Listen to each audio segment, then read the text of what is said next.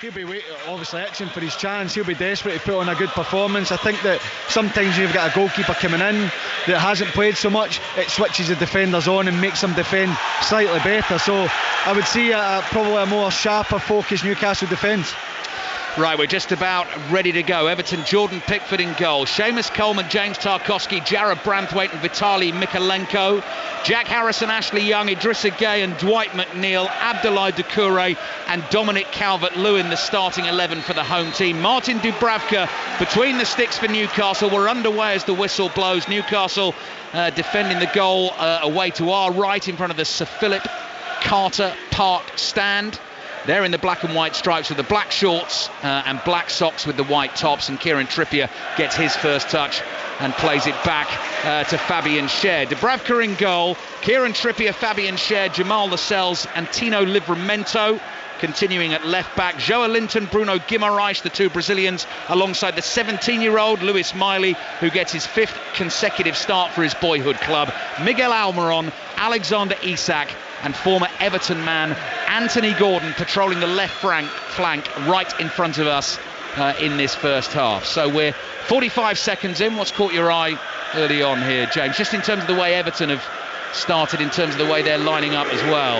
Yeah, well, we went through every possibility for where Ashley Young could play, apart from on the right hand side, which is where he's pitched up. So Harrison will play off of Dominic Calvert-Lewin. Doucouré will play as that deeper midfielder, and it looks like Jack Harrison's got a job to stop Bruno Guimaraes dictating the play. The onus will be on him to then get up and support it and beyond Dominic Calvert-Lewin. As it started, Trippier goes to the right back, ball down the line, Mikalenko wins it back, it goes up to Calvert-Lewin and he flicks it round the corner for Jack Harrison, who's probably just slightly off Calvert-Lewin. Maybe if he lays it off, but it shows that maybe that's something they've worked on, to get it up to Calvert-Lewin, to maybe use the energy and the pace of Jack Harrison to get beyond them. 5 Live and BBC Sounds, live at Goodison Park. Fabian Schär, just outside his own penalty area, swings a pass across the pitch towards Trippier. Almiron comes running towards him. Almiron then looking for Guimaraes. Guimaraes trying to play the 1-2, just thumps a pass straight out of play. Slightly clumsy that. Unusual for him. Throw in for Everton to be taken by the left back Vitaly Mikalenko. So there is Jack Harrison, former Leeds man, playing off Dominic Calvert-Lewin, lays a ball back to Dwight McNeil in the familiar position wide on the left for Everton. Back they come to Jared Branthwaite, slight slip from him. Pickford is able to get to the back pass though and smashes the ball high into the Bullens Road stand, and Branthwaite just recovering from the slip. I mean, he wasn't tripped. I think he's thumped himself in the face accidentally. I don't know if it's Isak that comes in, you know, in the follow-up to the challenge. Oh, he's just caught him with a boot in the nose. You're right, James. Yeah, I mean, it does well in the end, Branthwaite, because it is a slip. He's so off balance, and it looks like the pass back is potentially short, but he manages to get enough on it, and Jordan Pickford clears it up, and actually Everton have got a foul for it. Pickford takes the free kick. Lascelles heads it to his left. Danger for Newcastle here. Ashley Young on the ball. To his left finds McNeil. McNeil stands across up to the far post. Headed away. Doucouré gets the first header on it. Here's Gueye. Tries to hit one with his left foot. Ashley Young from the edge of the box. His volley is blocked.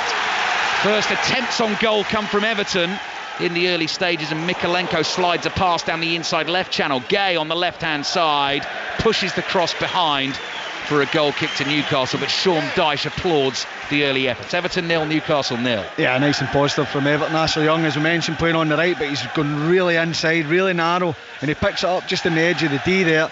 He's looking to play in Dominic Calvert-Lewin, but he can't quite find him, and then when it works it wide, Calvert-Lewin had made the run beyond the near post and the ball comes to the back.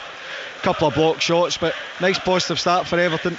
Everton starting the night on 7 points. A win would take them above Luton. It would take them out of the bottom 3. Luton are on 9 points, so a win for Everton would put them on 10. Without their points deduction, they'd be sitting very comfortably in 14th place this evening, 8 points clear of the bottom 3. But that's not the way the world is working this season for Everton. Jordan Pickford on the half volley, really good contact on the ball.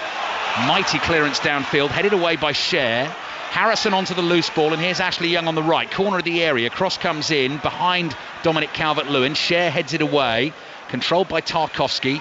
Middle of the Newcastle half, time to pick a pass, just a short one to Abdoulaye Doucouré. Back to Seamus Coleman, diagonal ball up to Calvert-Lewin. Let well to win the header. Harrison challenges for the ball, up in the air it goes. Tino Livramento Thought he was caught by Harrison there. He's hobbling away from the penalty area, but Martin Dubravka claims the high ball and has it in his hands. And that's why you look at the importance of Dominic Calvert-Lewin. It's a long clearance from Jordan Pickford. Calvert-Lewin's no chance of getting on the end of it, but his presence is enough to make the wrong decision for me. He could head it back to Dubravka. There's plenty of space and time, but he heads it back into the middle of the pitch, with Everton having Ashley Young, Jack Harrison and Dwight McNeil in an advanced position, and it allows Everton to mount an attack. Guimaraes plays forward to Anthony Gordon. He's had 2 touches of the ball this evening. Both times he's been booed and jeered. Then he's tackled by Doucouré, fouled, and there's a massive roar as he's knocked to the ground from the home fans. So Anthony Gordon's going to get some stick this evening. You sense the way he's playing this season, that might only serve to inspire him. Long ball out of the back from Newcastle, intercepted by Mikalenko. Played forward to Dwight McNeil. McNeil chased by Almiron, who will chase and chase and chase all evening.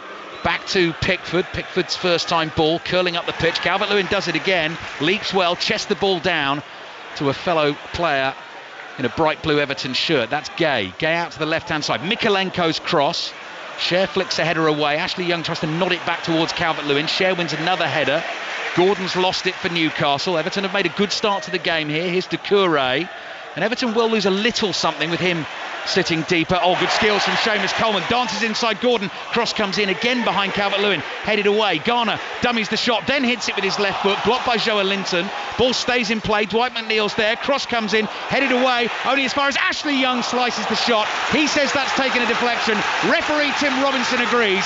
Everton have a corner. That's brilliant from Everton. But when the ball comes to Idris again, edge of the box, he's got the option to slide in Dwight McNeil. And look, I think Idris again is a fantastic player, but shooting from the edge of the box is not one of his strengths. He manages to get the shot away. It's blocked. It goes into the path of McNeil. It's going out for a corner. I'm actually thinking, take the corner, set it, go and use your advantage. And well, Newcastle are a big side, but go and use a dead ball situation. But they managed to get it back across, and Ashley Young at the back post. It's a good effort, but it's well blocked and well defended.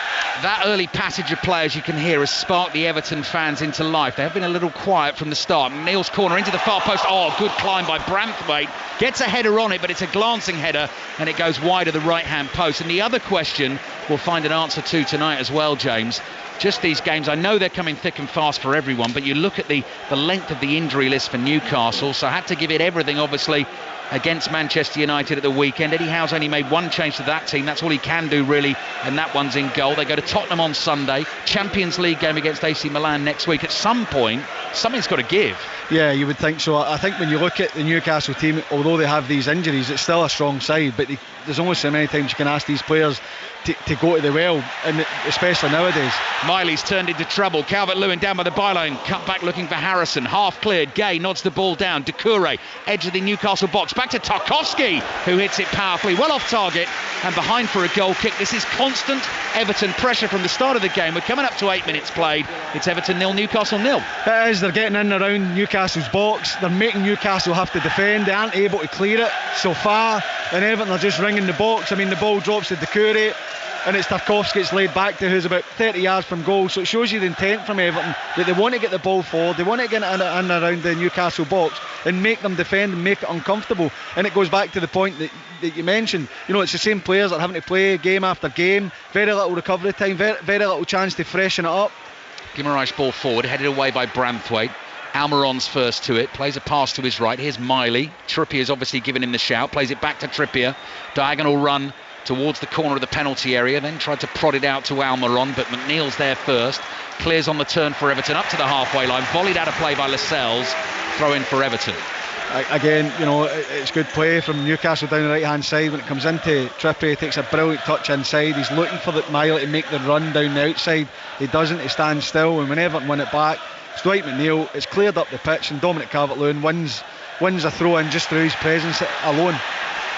Jack Harrison's down, no free kick. Newcastle have the ball and starting to build from just inside their own half. Fabian Cher in the yellow boots. You can see there's a bit of breeze about as well, because Cher's shirt untucked. He's just being tugged by that breeze. Gordon gets booed, then has his toes accidentally trodden on by Doucouré. Newcastle have taken their throw. Joe Linton outside of his right foot to Gordon. Gordon runs into an Idrissa Gay tackle. Big roar again from the Everton fans. And then Harrison's pass forward is intercepted by the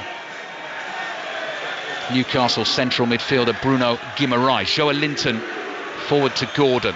Gordon back to Livramento. Newcastle play it back to Fabian Schär, left-sided centre-back, midway inside his own half, and at the moment Everton players just stand off him. So Schär's walking forward with the ball at his feet, measured pass to Miley, back to Schär. Again, Schär just trying to draw Everton players in. Quick 1-2 with Guimaraes, comes back to Schär again. Now a pass up the middle of the pitch, and Tarkowski's read it and made the tackle on Joe Linton, but the ball runs for Newcastle, and here's Trippier wide on the right. Trippier slides a pass forward. That's Miley, the 17-year-old. Nice turn, crossing to the far post. Coleman's there for Everton, heads it away, and Anthony Gordon right behind him. And Ashley Young clears first time, and Scher's got a ball to deal with here and does it well. Chests it down, plays it back to Dubravka. It's excellent play from Newcastle, because as you say, they're just knocking it about, trying to draw that press from Everton. They don't really fall for it, Everton. Then when the ball gets played into Joe Linton, Tarkowski steps out, but Newcastle managed to keep it, work it really well down the right hand side. Miley stepping inside, and it's a tremendous header from Seamus Coleman.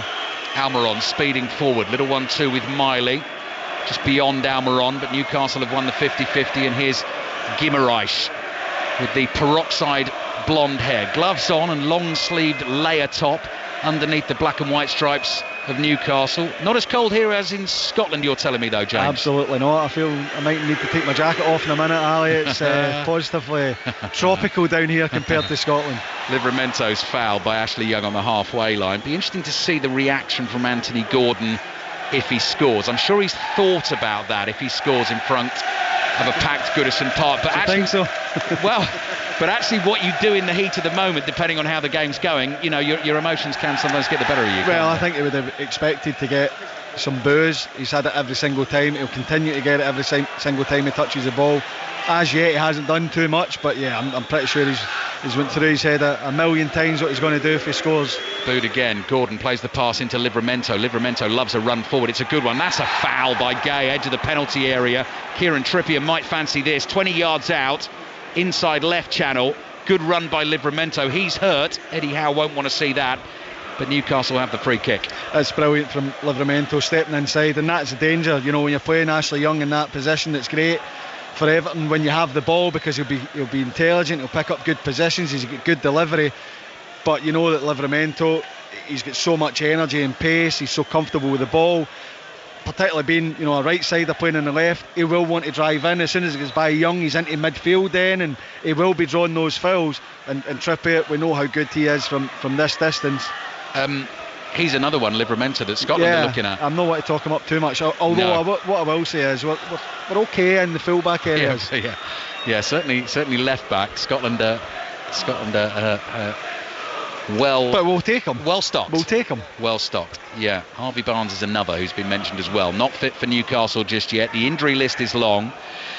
12 minutes in, first half at Goodison Park. Tottenham West Ham kicks off at 8:15. Commentary on that on Radio 5 Sports Extra tonight. Once this game is finished, then commentary will also move to 5 Live. John Southall will bring us updates throughout the evening, and then it all starts again at the weekend as well. Our 3 o'clock commentary on Saturday comes from Old Trafford, Manchester United against Bournemouth. It's either going to be Trippier or Schär to hit this one. Big blue wall, 10 yards in front of the free kick, 20 yards from goal. It will be Trippier. Curling effort straight into the gloves of Pickford. Pickford put the wall in the position he wanted. Trippier went the other side, and Pickford was right there. Yeah, it was. I mean, he'd left a huge target for Trippier. We know how good he is to get it up and over the wall and into that near post. I'm really surprised he's picked Pickford's side there, because he'd left so much. He was so close to that far post, and as you say, he had the wall set up. I think Kieran Trippier's got the ability to put that over the wall and into the top corner. Ball back with Jordan Pickford. Short-sleeved, green goalkeeping jersey. Clearance with his left foot. Seamus Coleman stretches, can't quite control it. Goes past Ashley Young as well.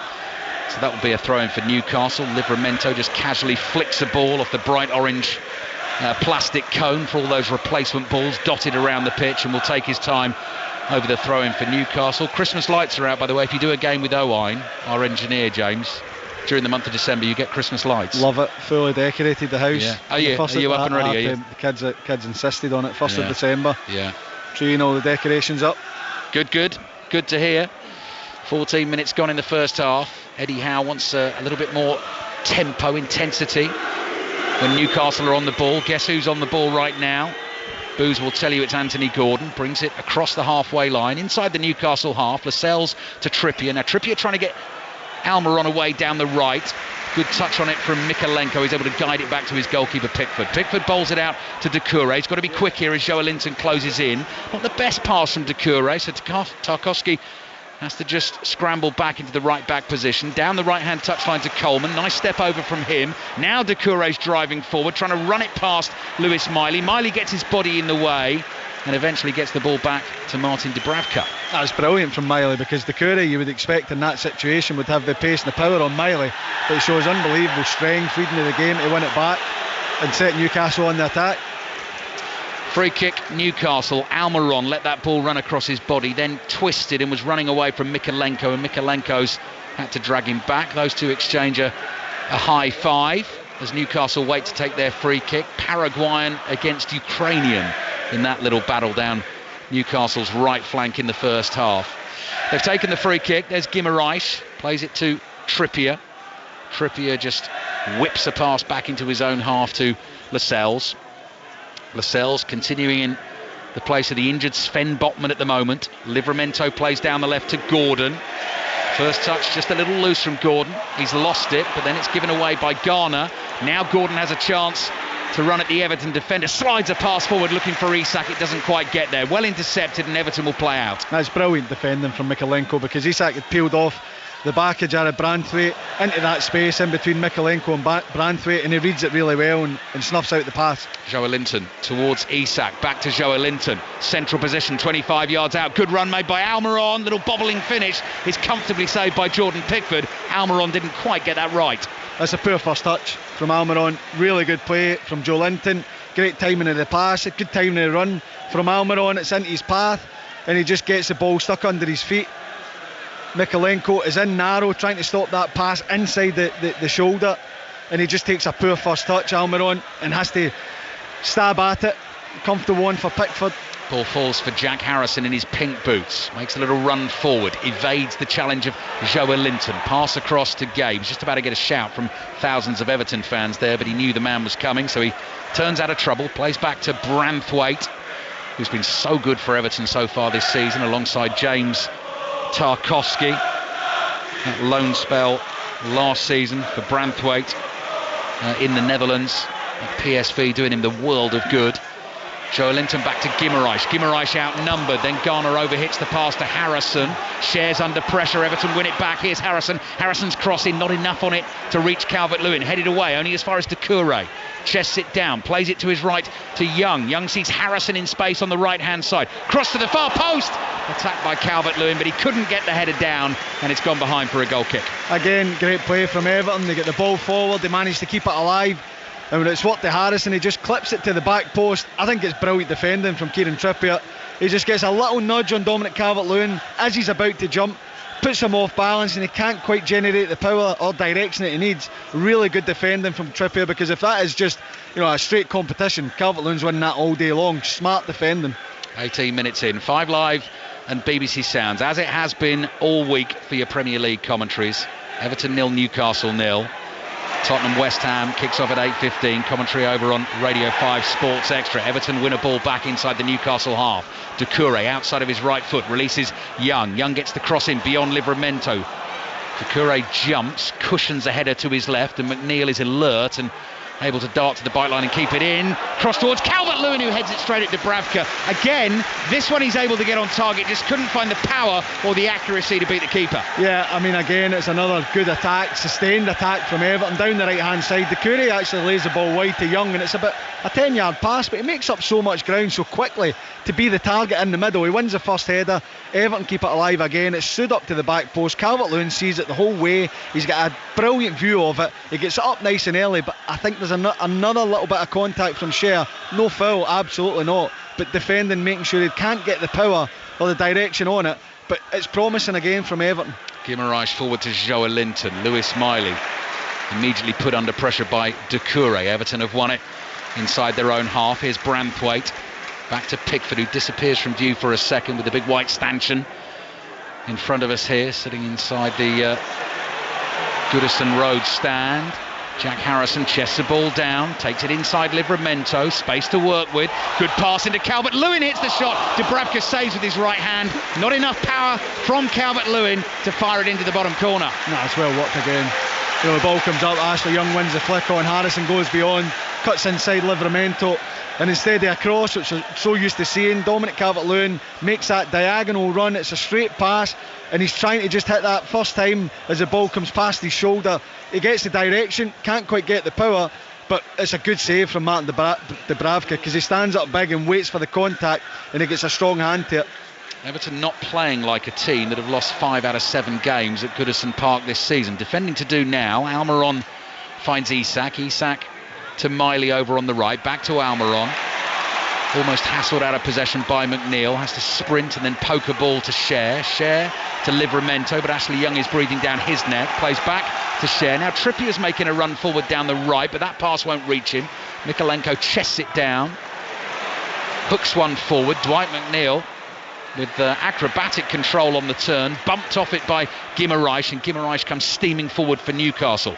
Forward to Isak, who rolls his man, plays it to Joe Linton, he's lost it. Tarkowski quickly forward to McNeil. There's Doucouré across to Gay inside his own half. Calvert-Lewin's wide on the left for Everton. Jamal Lascelles has followed him out there. Calvert-Lewin brings it in field, midway inside the Newcastle half. McNeil just quickly moves it on to Seamus Coleman. Wants to get this ball in early. Cross comes in.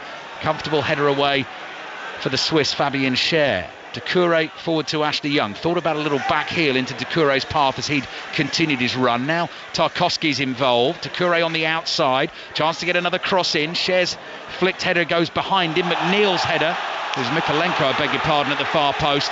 Gets good contact on it, but well wide of the target.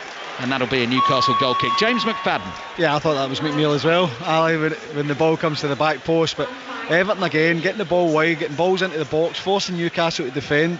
Tarkowski plays it wide to Coleman, or Doucouré, sorry, and then thought about going on the overlap, and then, you know, steps back. But just shows you, you know, the feeling in the Everton side. They want to get forward, they want to get the ball into the box. I have to say, you know, Everton have looked dangerous and they have getting good situations. Newcastle defended very well when they've been asked.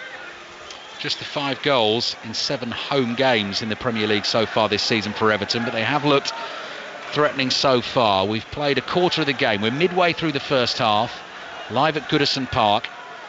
Everton 0, Newcastle 0. Newcastle with a win tonight would move within a point of Manchester City, beaten in our 5 Live commentary last night at Villa Park. They move above Manchester United as well. We'll have to see what Tottenham do against West Ham this evening. Here's Tarkowski on the ball for Everton. They're in the blue shirts, white shorts, white socks. Floated pass, looking for Calvert-Lewin. Decent ball, controls it on his thigh. He's off balance, and Lascelles steps in and just pushes the pass away. Newcastle have given it away. Here's McNeil with the dancing feet wide on the left. Back to Gay. Cross comes in from Mikalenko. This time over the head of Calvert-Lewin, and Cher heads it away. Now Almiron's wide on the left for Newcastle. Tries to take it round Coleman. Coleman makes the tackle, and the ball goes out for a throw into Newcastle midway inside their own half. Yeah, they've switched. Almiron and Gordon have switched sides, and I have to say the way that Newcastle have set up and how they've tried to hurt Everton is down Everton's left hand side. We've spoken about Anthony Gordon before the game and how important he's been and how good a player he's been for Newcastle this season, but it all seems to be, you know, Newcastle want to try and get in behind Mikalenko, trying to exploit that space. Anthony Gordon's now going to try and have a shot at it because Mikalenko's defended it very well so far. Dubravka under pressure, closed down by Jack Harrison, passes away to the right. Trippier has time to get his pass forward to Miley. Gordon now playing wide on the right, runs in field, lays it off to Guimaraes. He's got Garner right behind him, and Guimaraes has to turn away from him, but sees fellow Brazilian Joe Linton in a lot of space in the centre circle. Quickly it goes left to Almiron. Almiron down that touchline to Livramento. Livramento just jumping either side of the ball, trying to force Ashley Young to commit himself and then try and take it round him. Young's not falling for that. Back it comes to Joe Linton. Joe Linton in that inside left channel, now looking for the 1-2 with Livramento, who tries to turn Seamus Coleman, but he's lost it. Young clears with his right foot. Cher passes forward to Guimaraes, and Guimaraes recycles possession and comes back to Lascelles. Lascelles to Trippier, wide to Gordon. Gordon pushes it down the right-hand touchline to the 17-year-old Miley. Miley doesn't see anything on down the right, so plays back to Trippier. Trippier's waving Lascelles forward about 5 yards there and says, just walk onto that pass right next to me. Lascelles strokes it forward to Isak. Isak just gets a little shove in the back from Branthwaite as he lays the ball off. Newcastle attacking down the left this time with Almiron. Almiron, lots of blue shirts in front of him, looking for an option. Scoops a pass forward. Joe Linton tries to control it. Who got the last touch there? Tim Robinson's got to decide. Is the assistant referee going to help him? He's given the throw in to Newcastle. If in doubt, just wave your flag and point one way. Giving it to the away team. And not too many complaints from the Everton players either. Everton 0, Newcastle 0. Here's Lascelles. Lascelles to Trippier, just inside the Everton half. Trippier rolls it forward to Miley. Wide to Gordon. The boos aren't going to stop all evening. Probably less, I was about to say lessen slightly in intensity. They actually just picked up there for a second. Yeah, I'd say it's died down a little bit. Yeah, he's not difficult to spot, is Anthony Gordon. Out there, another one with the peroxide hair. Wide right for Newcastle, having switched flanks with Almiron. Here is Almiron on the left. Nice pass to Livramento. Nice pass, yes, but Livramento in an offside position, so no. And that'll be a free kick for Everton. Yeah, he'd gone too early. Livramento, as the ball's on its way out to Almiron, Livramento had made his run before Almiron could get the ball under control. I think that is an area that Newcastle can exploit. You know, I mentioned that Ashley Young, we know that he's experienced, we know he knows the position, but having played in a wide area, when you're advancing in years and you're maybe losing the legs, I didn't have any legs anyway, but you know that a young fullback, they'll run you back and make you defend. Trippier, was he caught late there by Gay? He was. Tim Robinson says yes. Referee in bright orange shirt this evening. Shrill blast of the whistle, points his left arm towards that Gladys Street end to indicate the free kick. Everton 0, Newcastle 0. The record between these two great clubs down the years is quite incredible, really. 174 league games between them, all of those in the top division of English football. 69 wins apiece and 36 draws, so they can't be separated there. 515 goals in all of those fixtures. Newcastle 258, Everton 257. One goal between them in all that time, and I didn't count all those up today. Cross in from Lewis Miley in towards Isak. It's over Isak. Coleman heads it away, only as far as Almiron. Tries to lay it back here to Guimaraes. Not quite got that pass right. Coleman intercepts and Everton play it out. Doucouré just beaten that by Livramento, and Livramento is able to play it back to Lascelles. Lascelles to Trippier. Trippier trying to be positive here, running forward with the ball, stops and plays back to Lascelles. 27 minutes gone in the first half. 0-0 between Everton and Newcastle. Joe Linton takes the ball with his back to goal, lays it off to Cher. Cher thinks the diagonal is on to Gordon.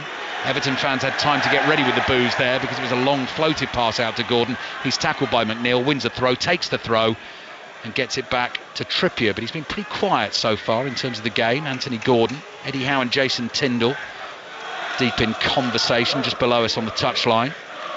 Cher, curling pass, bounces twice in front of Lascelles. Almiron starts to make a run down the left. Lascelles thought about the diagonal, but instead plays to Trippier, back to Cher. Cher's closed down by Calvert-Lewin, passes to Trippier wide on the right. Anthony Gordon, bit of space, crosses the halfway line, and here's that pace we were talking about. Now, has he run that straight out of play? Everton fans thought so. Flag didn't go up. Gordon's tackled. That's a free kick for the challenge on Anthony Gordon. Again, the Everton fans don't agree, but they wouldn't agree. No, absolutely not. I mean, the claim for the ball being out, it's impossible for us to tell, but the assistant referees on that far side waving play on to say the ball's good. But Anthony Gordon just, as you say, it looks like he's going to open his legs and take Gay on and use his pace. He cuts back inside. It is a foul, there's no doubt, but he's allowing himself to be tackled at the minute. 0-0. Free kick for Newcastle. Trippier deadly with these. It's going to come from quite deep, sort of midway inside the Everton half, 10 yards in from the right-hand touchline. Plenty of black and white shirts in a central position, edge of the D, about to start to make their runs. Here comes Trippier, curls it in towards the penalty spot. Branthwaite wins the header. Almiron hits the volley, just gets underneath it and sends it dipping over the crossbar and behind for a goal kick. Yeah, it's dangerous cross, as you say, from Trippier from a deeper position, but he still manages to get the whip on it.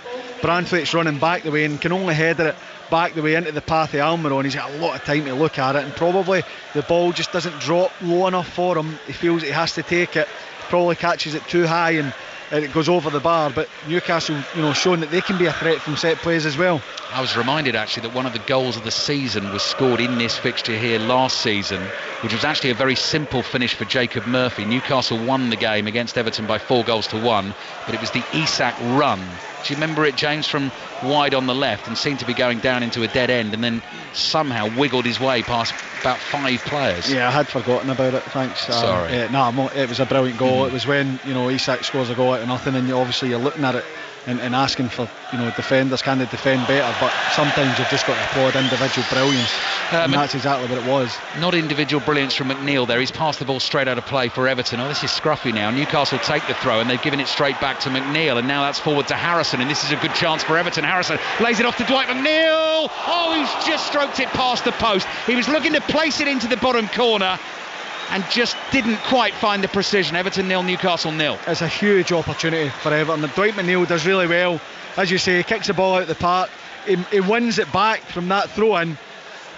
Jack Harrison makes a run down the outside of him. He plays him in, continues his run inside. Harrison delays and plays the pass at the right moment. Perfect way. I think McNeil has to hit that first time. Everton fans going to be worried now. Anthony Gordon on the ball in an attacking position, dribbling at speed into the box. Little cut back here to the right. Trippier's cross, peels for handball. It's loose inside the penalty area. Fabulous block from Tarkowski as the shot was hit by Guimaraes. Guimaraes put absolutely everything into that, not only into the shot, his whole body into the challenge, and Tarkowski was able to win it for Everton. It was all or nothing, that challenge from Tarkowski, and he got it all. He won it. It was a brilliant challenge. It looked like Guimaraes was just going to put the ball into certainly towards the goal of Jordan Pickford, but Tarkowski with a late lunge, and Guimaraes is in a bit of trouble here as well. It was a heavy challenge. Yeah, that's a worry for Newcastle. Look at the injury list at the moment in terms of the outfield players missing tonight. Botman, Byrne, Targett, Longstaff, Anderson, Tonali, obviously with the ban, Willock, Jacob Murphy, Harvey Barnes and Callum Wilson. Some of them hopefully returning soon for Newcastle. They will not want to lose, goes without saying, Bruno Guimaraes. The bench tonight, the 2 goalkeepers, Loris Karius and Mark Gillespie, Paul Dummett, Matt Ritchie, Emil Kraft, the Swedish right back, Lewis Hall, the youngster on loan from Chelsea, Amadou Diallo, Alex Murphy and Ben Parkinson. Those last 3, a couple of teenagers, and Diallo, who joined the club from West Ham in October 2022, just 20 years old himself. So Guimaraes back on his feet, brave defending from Tarkowski, blocked the shot from Guimaraes. 13 minutes remaining in the first half. Everton 0, Newcastle 0.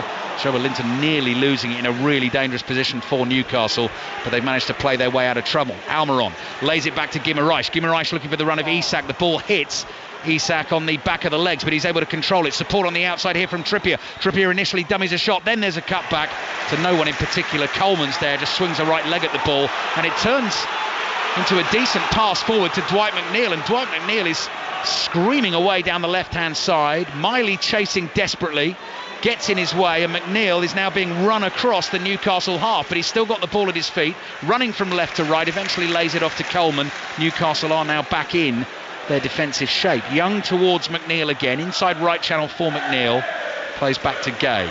Gay, little 1-2 with Doucouré in central midfield, walking pace from Idrissa Gay, wide to Coleman, still inside the Newcastle half, and back it comes to Tarkowski, who will turn and play a ball across that halfway line towards Branthwaite. I think that was an intentional touch from Isak, and if it is, it's an incredible touch because it's behind him. He just opens his leg, almost lets it come through. Here's Ashley Young, 30 yards out, lays it into the path of Dwight McNeil. McNeil might look for the layoff here to Mikalenko. Harrison, though, crosses from the left. Blocked, comes back to McNeil. Cross comes in towards Calvert-Lewin. Newcastle deal with that aerial threat once again. Doucouré gets his foot on the ball, plays it forward, but Livramento is able to get there. He wants that ball to run out of play, it won't. Plays a pass to the corner of his own box, and Joelinton, under pressure, was shoved in the back, and as soon as he felt the contact was always going to go down, wins the free kick for Newcastle, 0-0. Yeah, I would like to see that again. I'm not so sure there's so much in it. I think he knows it's coming. I think that's a soft foul. Yeah. Joelinton's in trouble. And it's that, you're right, Livramento, Doucouré runs back to get something on it, and he just hooks it into the corner. It looks like it's going to run out. Livramento wants it to go out for a goal kick, and he fires the ball into Joelinton's feet, but he's back to play. and he takes a good touch, but it just stops the ball dead, allows that pressure from Doucouré, who comes into the back of him. There is a contact from me, but I think Joe Linton's looking for it and he gets it. Yeah, if Doucouré just managed to sort of get there and then stop dead in his tracks, might have been better to put the pressure on. Is that a handball by Trippier? No, says Tim Robinson. Everton fans incensed. Newcastle trying to play out from the right back position, giving it away. Calvert-Lewin, and then there's a foul over on the right on Lewis Miley. So that decision goes Newcastle's way. Is that a yellow card as well? Yep. Yellow card for Idrissa Gueye. Need to see that again then. Miley plays the pass with his right foot and Gueye's just in a little bit late and then loses his balance and sort of slides into him. Yeah, it comes to Miley, he's got his back to Gueye and he just flicks it round the corner. I think Idrissa Gueye actually gets a slight touch in the ball, and as you say, he just slips into him and takes Miley out. He's unfortunate for me because I don't think he's trying to make the foul. As I said, I think he gets a nick on the ball and he just slips and takes Miley out. But just before that, as I was speaking about the Everton chance, or the foul, by Doucouré, Cher picks the ball up on the left hand side, left back area. Looks like he's going to play it inside. Up the line. He just nice little nutmeg on Jack Harrison, as cool as you like. Always love a nutmeg. Newcastle do really well to play out from inside their own half. Gordon to Joe Linton, coming forward in numbers now in the black and white striped shirts. Here's Trippier on the right, into the feet of Joe Linton, laid off to Miley, down by that dead ball line. Joe Linton scrapes a back heel to Trippier, heading it down from Isak, just wide. Pickford was scrambling across the goal line there and was concerned. It's gone behind for the goal kick.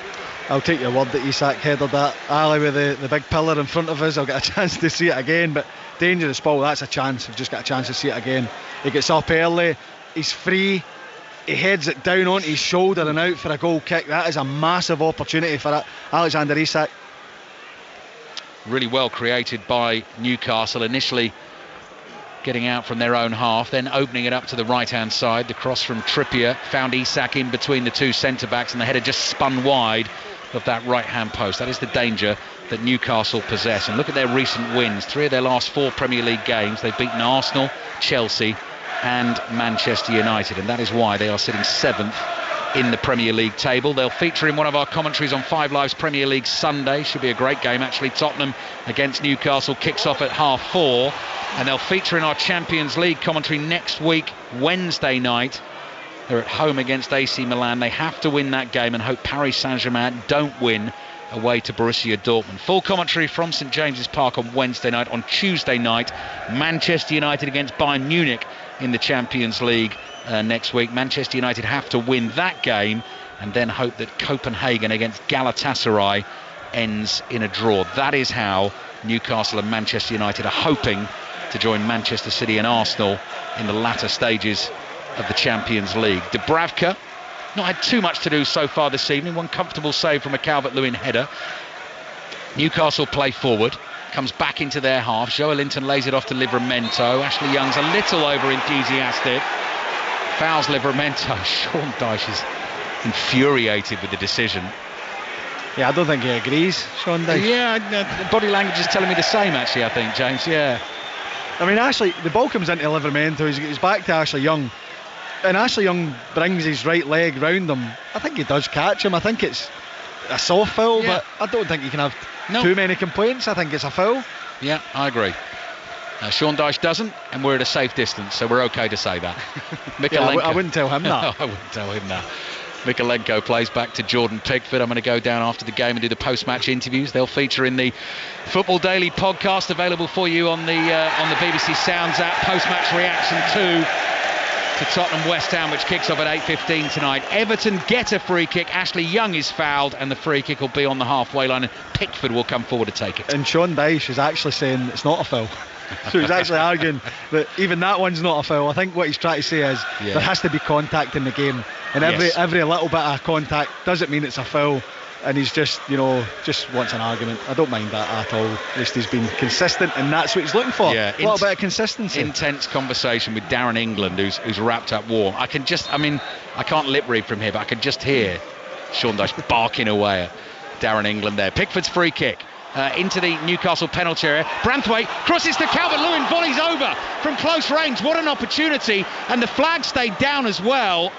Newcastle made a bit of a mess of clearing that, and Calvert-Lewin I don't think could believe the time and space he had, chested down, hit it sweetly with his left foot, but over the bar from close range. And he's well onside.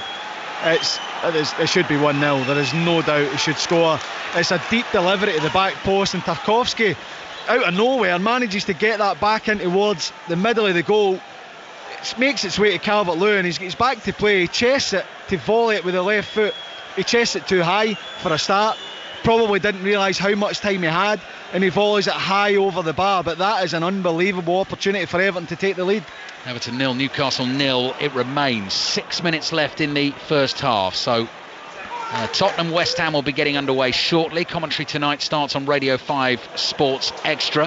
Here's Ashley Young taking on Livramento. Livramento gets his body in the way, and Young squirts across down the byline, but it goes behind for a goal kick to Newcastle. Jonathan Pearson, Michael Brown with the commentary of that one over on Sports Extra. You'll then hear the rest of that game once this game is finished tonight. We're on air through until 10:30, so hopefully we'll have some post-match reaction from this game for you. And then Premier League commentaries on the way over the weekend on BBC Radio 5 Live. Manchester United Bournemouth is our 3 o'clock commentary on Saturday. Villa Arsenal looks really good at 5:30 on Saturday. 2 o'clock on 5 Live on Sunday. Manchester City, after the defeat against Aston Villa, have got to go to Kenilworth Road, who really put the frighteners on Arsenal this week on Tuesday night, eventually being beaten by 4-3. Calvert-Lewin making it hard for Trippier. Calvert-Lewin's won the free kick as well. He just would not give that up. Rain has started to fall here at Goodison Park, and what he's done for his team there, James, is won a free kick in a really good attacking position wide on the left. No, it's incredible because he's second favourite by a distance. Kieran Trippier gets to the ball first. Calvert-Lewin doesn't give it up. He just puts him under enough pressure. Trippier's got his hand, he's locked his arm and pulled him back, and it's a great opportunity. I've had a chance to see the Calvert-Lewin opportunity again. When he chests it just up to head height, and the ball takes a while to come back down. If he chests that down the way and almost chests and hits it in the one movement, it's a goal, and that's why he hasn't found the back of the net. But he's got a chance to redeem himself now. Yeah, they'll definitely be looking for Dominic Calvert-Lewin or James Tarkowski here, or Jarrod Branthwaite. Free kick for Everton, attacking the goal away to our right in front of that Park End stand. Dubravka stands on his goal line. His defenders all on the edge of the 6-yard box, and James Tarkowski right in amongst it. Calvert-Lewin hands on hips on the penalty spot. Joe Linton being spoken to by the referee at the moment. It's quite a long conversation being had here. Referee Tim Robinson trying to get his point across. He's now done that. Now Tarkowski's come over and he's complaining that something's gone on off the ball inside the penalty area. It's a lot to deal with for the referee. Waiting to take the free kick for Everton. What's Tim Robinson pointing at here? I think Joe Linton and Tarkowski have been in a wrestling match. Joe Linton's complaining about Tarkowski. Tarkowski's gone up complaining about Joe Linton, showing the referee he's got a scratch in his arm, and they're still at it. Yeah, still at it. So referee blows his whistle again. He's going to call both players over. Tarkowski now comes marching towards the referee. Seamus Coleman, the Everton captain, is there in on the conversation. Just builds the tension and the drama a little bit late in the first half here at Goodison Park. Everton 0, Newcastle 0. Isak going close with the header for Newcastle. Calvert-Lewin volleying over from close range, and it's clearly cold out there because Jamal Lascelles is jumping up and down on the spot, high jumps to keep himself warm. Long conversation again between referee Tim Robinson and James Tarkowski. Right, let's get on with it, lads. 44th minute of the game, late in the first half. Here's the free kick. Dwight McNeil from the left into the near post. Dubravka tried to get there, was beaten to it by one of his defenders. Headed clear to the edge of the box, bounces just outside the Newcastle penalty area. Mikalenko goes sprinting back, gets there first, plays to Coleman. Coleman turns away from Almiron, alone inside his own half, fires it forward with his left foot. Joe Linton tries to cover it for Newcastle and is able to do that with Harrison behind him, and the ball goes behind for that Newcastle goal kick. Yeah, I mean, we don't need that, do we? The players complaining about holding and pulling and pushing. It looked a little bit like Tales out of school, didn't it? He did this and he did that. And well, because initially Joe Linton's up speaking to the referee, which would suggest he's going to complain to the ref. Yeah. Then the referee told him to go away. Then Tarkowski comes up to plead his case. Yeah. Just get on with it. Come on. Sir. If I was Tarkowski, I would have just went and stood right in front of Joe Linton, allow him to make the contact, but Tarkowski comes up, puts his arms on his chest and tries to get away from him, but needless.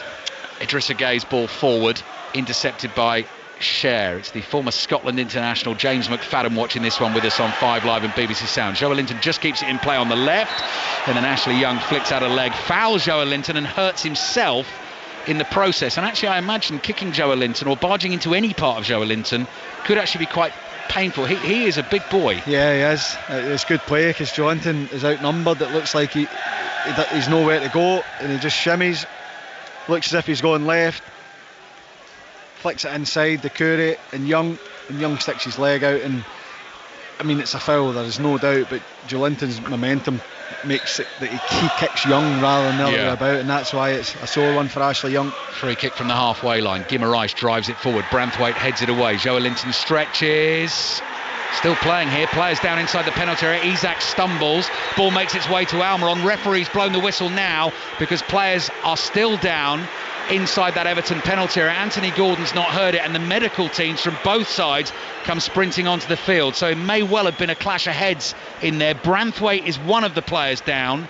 I can't see who's down for Newcastle, and now everyone is surrounding those two players on the floor inside the penalty area, so we hope they're both going to be okay. Play actually continued for a little while there. I don't think Tim Robinson realised there had been a clash of heads, but fortunately the medical teams are out there now. No, I think at some point there was another player down there. I don't know who it was, but you could see both sets of players looking for the referee to stop the game with Let's the head have a look. knock.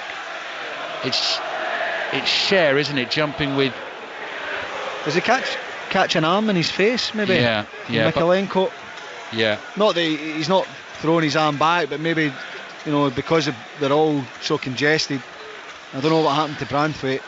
Cher's sitting up, so is Branthwaite. Hopefully they're both going to be okay while we wait for them to get ready. Added time at the end of the first half here. Let's get an early update from the Tottenham Hotspur Stadium. John Southwell watching Tottenham West Ham. Good evening, Ali. It's loud, it's raucous in here. It's Tottenham 0, West Ham 0. We've played a couple of minutes of the game, but Tottenham have come flying out of the traps. Udogi Tasson, he played in Kulusevski. Fabianski just got a foot on it. Flag was off for offside, but it was tight. Tottenham 0, West Ham 0. Thank you, John. Commentary over on Radio 5 Sports Extra. Keen fantasy football managers like Chris Sutton and Statman Dave will have an ear across the two games tonight. The latest Fantasy 606 podcast is out ahead of game week 16, which starts on Saturday. You still got a team going this season, James? No, you've given up, have you? I didn't start. I just knew that after a month I would just stop looking at it and stop making changes. Fair enough. I keep saying every year I'll do it next year. We'll tempt you. Doesn't mean we won't try and get our hooks into you as a guest on the... Well, if it means I need to hang about with Chris Sutton a bit longer, then I'm okay. I'll just stay out of it. Fair enough. That is fair enough. I'll leave that to you. Drop ball inside the penalty area. Chris, by the way, is alongside Ian Dennis. Ian has the pleasure on Saturday. Old Trafford, Manchester United, Bournemouth, 3 o'clock. So Tottenham West Ham is underway. That's over on Radio 5 Sports Extra. Everton 0, Newcastle 0. Branthwaite and Cher are waiting to come back onto the field. Pickford has the ball in his hands, launches the clearance downfield, falls at Calvert-Lewin's feet. He's dragged to the floor and wins a free kick for Everton. Ashley Young thinks about taking it quickly, but decides to wait, and I think Branthwaite and Cher will want to get back on for this set piece, but obviously they've got to wait the allotted time before they're allowed back into the field.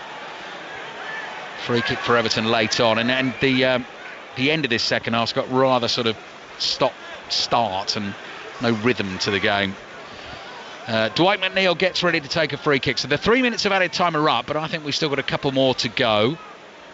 McNeil will take it with his left foot from the inside right channel, so he's going to try and curl this one in behind the Newcastle back line, and it's about the Everton attackers timing their runs. In it comes to the edge of the box, headed down, Gordon slips, Gay's there, stabs it back to Young. Young back pedals, then floats the ball high to the edge of the box. Lascelles, powerful header away, bounces in front of Isak. Gay is able to sprint in front of him and nod it down to Young. Young plays back to Pickford. Pickford closed down by Gordon. He almost took too long over that. Pickford feels he was fouled, and the referee does give him the decision. Everton 0, Newcastle 0. It's a really poor pass from Ashley Young. He fires it into Jordan Pickford. He fires it to his right foot. Everybody knows he's left-footed. he has to then take a touch, which allows Anthony Gordon. Now, he takes a bit longer than you would expect, but Ashley Young has to play that to his left foot. He has to give him a chance to even clear that first time. Play it a little bit softer so that he can step onto it. He needs to take a touch. He needs to take a touch with his weaker foot, and that allows the pressure from Anthony Gordon. Jordan Pickford clearance from the free kick. Gordon didn't do too much wrong there, actually. Pickford's first touch didn't really, with his right foot, didn't get it away from him enough, and then it was Pickford's follow through. As he followed through, he caught Gordon, who was running in at speed. We've played 4.5 minutes of added time at the end of the first half, so half-time whistle will blow any second. Everton 0, Newcastle 0. Livramento takes the throw down the touchline. Doucouré lets it run past him. Gay has got Almiron behind him inside his own half, has to be careful with the pass, plays it behind Mikalenko. Mikalenko in turn is forced to come back to Pickford. Pickford out wide to Mikalenko, has done really well for Everton there to scurry back, control it and plays it up to Calvert-Lewin. So still a few seconds to play at the end of the first half. Calvert-Lewin is fouled, but there won't be a free kick because the players turn immediately and sprint for the tunnel. Everton 0, Newcastle 0. I would say two really good chances in the game, James. The Isak header is the one brilliant one that Newcastle have created. That just went the wrong side of the post. And then, as you said, if Calvert-Lewin had been able to sort of chest the ball down just a little bit lower to be able to hit that left foot volley, Everton probably would be 1-0 up. Yeah, they should be. And the talk before the game was Newcastle struggled to win away, Everton struggled to win at home. You can see exactly why, because both teams have kind of cancelled each other out. Isak has that chance where you're expecting him to do a little bit better. He's in time and space. And Calvert-Lewin, as I said, if he takes a better first touch and lets the ball drop instead of popping it up into the air and realising how much time and space he has, then Everton would be in front. But it's been a fairly even first half. And I don't think either side can complain about it being level at half time. No, and we won't complain either. Half time at Goodison Park, Steve. Everton 0, Newcastle 0. James, is that a bit of rustiness from Calvert-Lewin? Because a player of his quality, he's got to score that, hasn't he? Yeah, potentially. I just think maybe he thinks he's offside. Maybe he doesn't realise how much time he's got. It's just a technical thing. If he chests that down the way, it means he can chest and hit it in the one motion. He chests it up to head height, which means he has to wait for it to drop.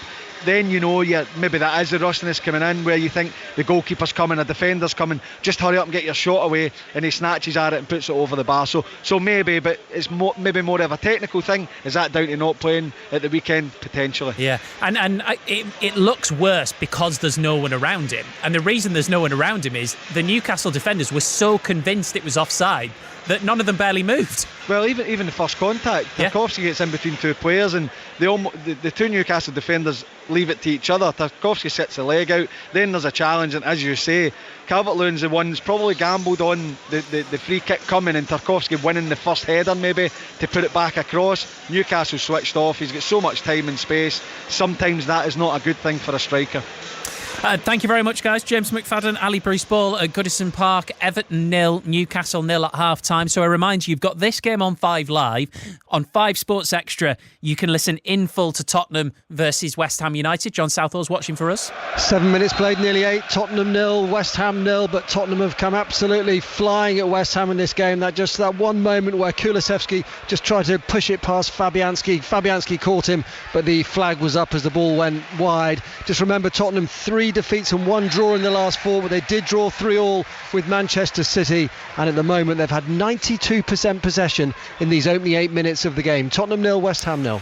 Thank you, John. So you can listen to that right now on 5 Sports Extra, and because that one kicked off at 8:15, once we are done at Goodison Park here on 5 Live, we will join commentary from the Tottenham Hotspur Stadium through till full time, and then it'll be Colin Murray taking over on 5 Live, of course, at 10:30. Coming up shortly, we'll be talking all things Nottingham Forest and Steve Cooper. We'll do that after the latest news on 5 Live with Tim Daly. Listen on BBC Sounds. This is BBC Radio 5 Live. Good evening. A coroner's concluded an Ofsted inspection is likely to have contributed to the death of a head teacher from Reading. Ruth Perry took her own life after learning her primary school was due to be downgraded. Her sister, Julia Walters, insists lessons must be learned. We were right. What we've been saying, what other head teachers have been saying, what the teaching unions have been saying, that there was something profoundly wrong, both with that inspection and with the inspection system generally, was right. And Ofsted were wrong. and they weren't prepared to admit that. Ofsted has now apologised and promised to do more to ease the pressure being felt by school leaders. Rishi Sunak has insisted he will finish the job of pushing the government's Rwanda plans through. The Prime Minister said new legislation being introduced to Parliament would overcome all legal challenges that would have stopped flights. The BBC understands the serial killer Steve Wright has been arrested in connection with the unsolved murder of Victoria Hall. She went missing in 1999 and was found dead 5 days later. 65-year-old Wright is currently serving a whole life sentence for the murder of 5 women. Our reporter Alex Dunlop has the details. In 2019, a fresh team of detectives were brought in to reinvestigate her murder, and that's because new information came to light. 2 years ago, in 2021, that team arrested a man in connection with her death, and he was questioned and then released from police custody under investigation. That same man, we now understand, was rearrested by police yesterday. He was questioned again and again released from police custody under investigation. And the government has announced the BBC licence fee will rise in April after a 2-year freeze. It will go up to £169.50. And that's the 5 Live News. BBC 5 Live. The voice of sport. Coming up this Sunday from midday. Live and exclusive on 5 Live Premier League Sunday. Morris runs up and rolls it into the left-hand corner, right-footed. Luton take on Manchester City. Johnson crosses it in. Oh, Kulusevski's in. Oh, that was a mistake. Let's in Joelinton. Joelinton here. And Tottenham versus Newcastle. 5 Live Premier League Sunday. Listen on BBC Sounds. This is 5 Live Sport with Steve Crossman. On 5 Live. Listen on BBC Sounds. It's Everton 0, Newcastle United 0, half-time at Goodison Park, second half commentary on the way at the Tottenham Hotspur Stadium. Well, before the game, we questioned what would happen with Romero back in the team. He was sent off in his last game. There's been an incident involving him again. John Southall. An instant impact for Christian Romero. Tottenham 1, West Ham United 0. It was coming. Corner on the right-hand side. Romero got in between 2 West Ham defenders and headed in from 10 yards out. They've had all the possession, they've had all the ball, and in the moment they just cannot get out of their own half, West Ham, and Tottenham lead by 1-0. Thank you, John. Remember, commentary right now available on 5 Sports Extra. Elsewhere, Nottingham Forest manager Steve Cooper has been on the back pages after his side lost 5-0 to Fulham last night. There have been a lot of reports suggesting that he's in danger of getting the sack. So is he worried? I don't think like that. I think that's not a good way to think. It's like saying to a player, you have to play well in the next game, or you won't play again for the club. So it's just not a thought process I believe in using. Of course we're disappointed with the results, and particularly the one last night and the performance, evenly so. But more than ever, you've got to show belief, you've got to show character, and belief in character in what you want to be and who you are and what you stand for, and obviously what the football club and the supporters need to see. Of course, there's going to be a lot of questions and stories and whatever else said, and rightly so, and I respect that, and that's the life of a manager, and I don't think it should be any other way. But at the same time, you have to stay honed in on your day's work. You have to stay honed in on where you're at in terms of preparation for the next game, which is Saturday. And really, if I let anything else creep into my thought, then that means I'm not giving 100% to the job, and that's exactly what I want to do. That's Steve Cooper, whose Nottingham Forest team are 16th in the league on 13 points. They are 6 above the relegation zone. Let's bring in Forest fan Steve Bennett, season ticket holder since the 1970s. Evening, Steve. Good evening, Steve. How are you? Yeah, I'm all right. How are you feeling? Is it difficult to hear a man who's done so much for the club have to answer these questions? It is, but I mean, it goes with the territory, doesn't it? I mean, I was thinking earlier about 2 years ago today, we were 13th in the Championship, and teams like Luton, Sheffield United, Fulham and Bournemouth were all ahead of us. Burnley was still in the Premier League. And what he's done for us as a club is remarkable, given the support, of course, that he's had from the owner, Evangelo Marianakis. And it is really sad to hear where we are. But his interview today and yesterday is remarkable, and for me demonstrates the sort of individual that we're very, very fortunate to have as our coach, as our manager. Does he sound to you, and you will have heard him a lot more than I have over the years, when you listen to him now, does he sound like someone who might realise the writing could be on the wall? I don't think he sounds like that, but I think pictures of him after the game last night, and I was there, looked like a man who was a little bit broken. But then equally, I've seen that before. I went to the away game at Leicester last season where we lost 4-0. The crowd were chanting his name for at least 45 minutes. Last night was a little bit less because, it was the last 15, 20 minutes. He's certainly not lost the support. He's certainly not lost the support of people like me and the fans in general. It comes down to what the club wants to do, as he intimated in his interview. He has lived under perpetual pressure for so long now. Doesn't matter what he does, there are always stories about the owner, Evangelos Marinakis, wanting to change or thinking about making a change. And clearly those stories come from somewhere. So how do the fans feel about Marinakis then? I think it's double-edged. We have to be incredibly grateful for the support that Marinakis has poured into the club, the financial support, the fact that he's back to the club in terms of the signings. Clearly, there are some of the signings, many of the signings really, that have not quite worked out. And the transition from being a mid-table championship side to being, let's say this season, aspiring to be a mid-table premiership side is enormous, because you watch a lot of football, you'll know the difference in quality between the two leagues. And that requires a lot of player change. Within that, we've lost those perhaps links to Nottingham. Last night, only Ryan Yates was on the pitch, who played, in the Fulham game only sort of 15, 16 months ago. Yeah. But that's the feature of making that move and transiting from the Championship to the Premiership. And the fact that we've got all those other players, some of which are fantastic players and really high quality players, who have had to move countries, who have had to move their families. And I'm not sure that the human side of football gets enough attention. It takes time to settle. Early in my career, I moved overseas. It takes time to do that. Certainly does. We'll wait and see what happens. Steve, thank you very much indeed.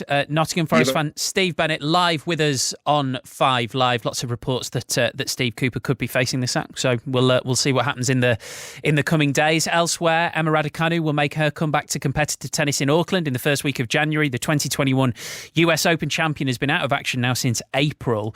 She'll get a protected ranking, though, of 103 for the next year. And the British and Irish Lions are going to play in Ireland for the first time in 2025 when they face Argentina in Dublin ahead of their tour to Australia. A new Euroleagues podcast is out today with myself, Guillaume Balaguer, Rafael Honigstein and Christophe Terreur, who gave us a very interesting insight into the sacking of Kortrijk manager Glenn de Boek. Always after a manager gets sacked, there's always good stories that come out. One of them was that he was angry because there was no leek soup at the club, which is quite leek soup. Did you say leek soup? I thought you said leaks like Manchester United. Oh yeah, there have been leaks, definitely, to be fair. So about the soup, but also the most funny story is the one about the weekend. They played a very important game against another relegation candidate, Eupen. And the Boek couldn't travel with the team because he had to take care of the cats of his girlfriend. His girlfriend was gone working and he had to take care of the cats. The Boek turned up earlier than the team bus in Eupen, to be fair, but those stories are used to throw a stick at him. Come, you were not good enough. The results were bad, but after sackings, always those kind of stories popped up, and it was a funny one. It's the most funny one I've heard, that somebody at the club leaks. He stayed at home for the cats, and the team didn't like it that the manager didn't turn up at the bus. I bet the Cats loved it, though. We do also hear from Ronald Koeman, talk Real Madrid, Borussia Dortmund, and how the bigger nations are feeling about their Euro 2024 draw. But yes, Christoph and the Cats is probably the highlight. So if somehow that's hooked you in, you can download the latest episode of the EuroLeagues on the Football Daily podcast feed right now from BBC Sounds. Remember, at the moment on 5 Sports Extra, there's full commentary of Tottenham versus West Ham in the Premier League. John Southall. Tottenham lead by 1-0, approaching the 20-minute mark. West Ham have just ventured into the Tottenham half corner over on the left-hand side. Zuma headed it wide, but 2 more openings for Tottenham. Brennan Johnson left of the area, good position. His shot was blocked. Then Son on the edge of the area had Kulusevski on his right-hand side, took the shot straight at Fabianski. But Tottenham dominating, and they lead West Ham by 1-0. And as I say, full commentary available right now on 5 Sports Extra, and we'll join the commentary here on 5 Live once we get the full-time whistle at Goodison Park. Big game, Everton 0, Newcastle 0 at half-time. I can see the teams are taking the field for the second half, so let's rejoin James McFadden and Ali Bruce Bull.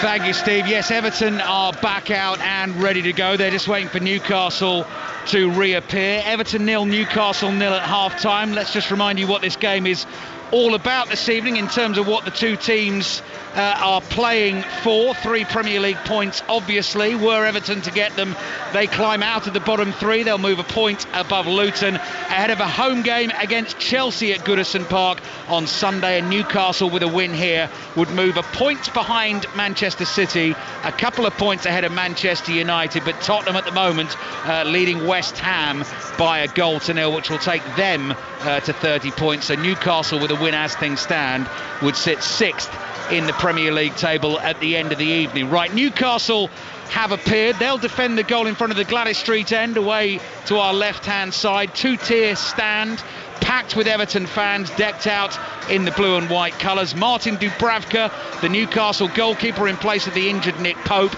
Back 4 of Kieran Trippier, Fabian Schär, Jamal Lascelles and Tino Livramento. Joelinton, Bruno Guimaraes and 17-year-old Lewis Miley as the midfield 3. Anthony Gordon, whose every touch is getting booed this evening, and Miguel Almiron on the 2 wide men, with Alexander Isak through the middle. Everton, blue shirts, white shorts, white socks, playing towards the Gladys Street end in the second half. Jordan Pickford in goal.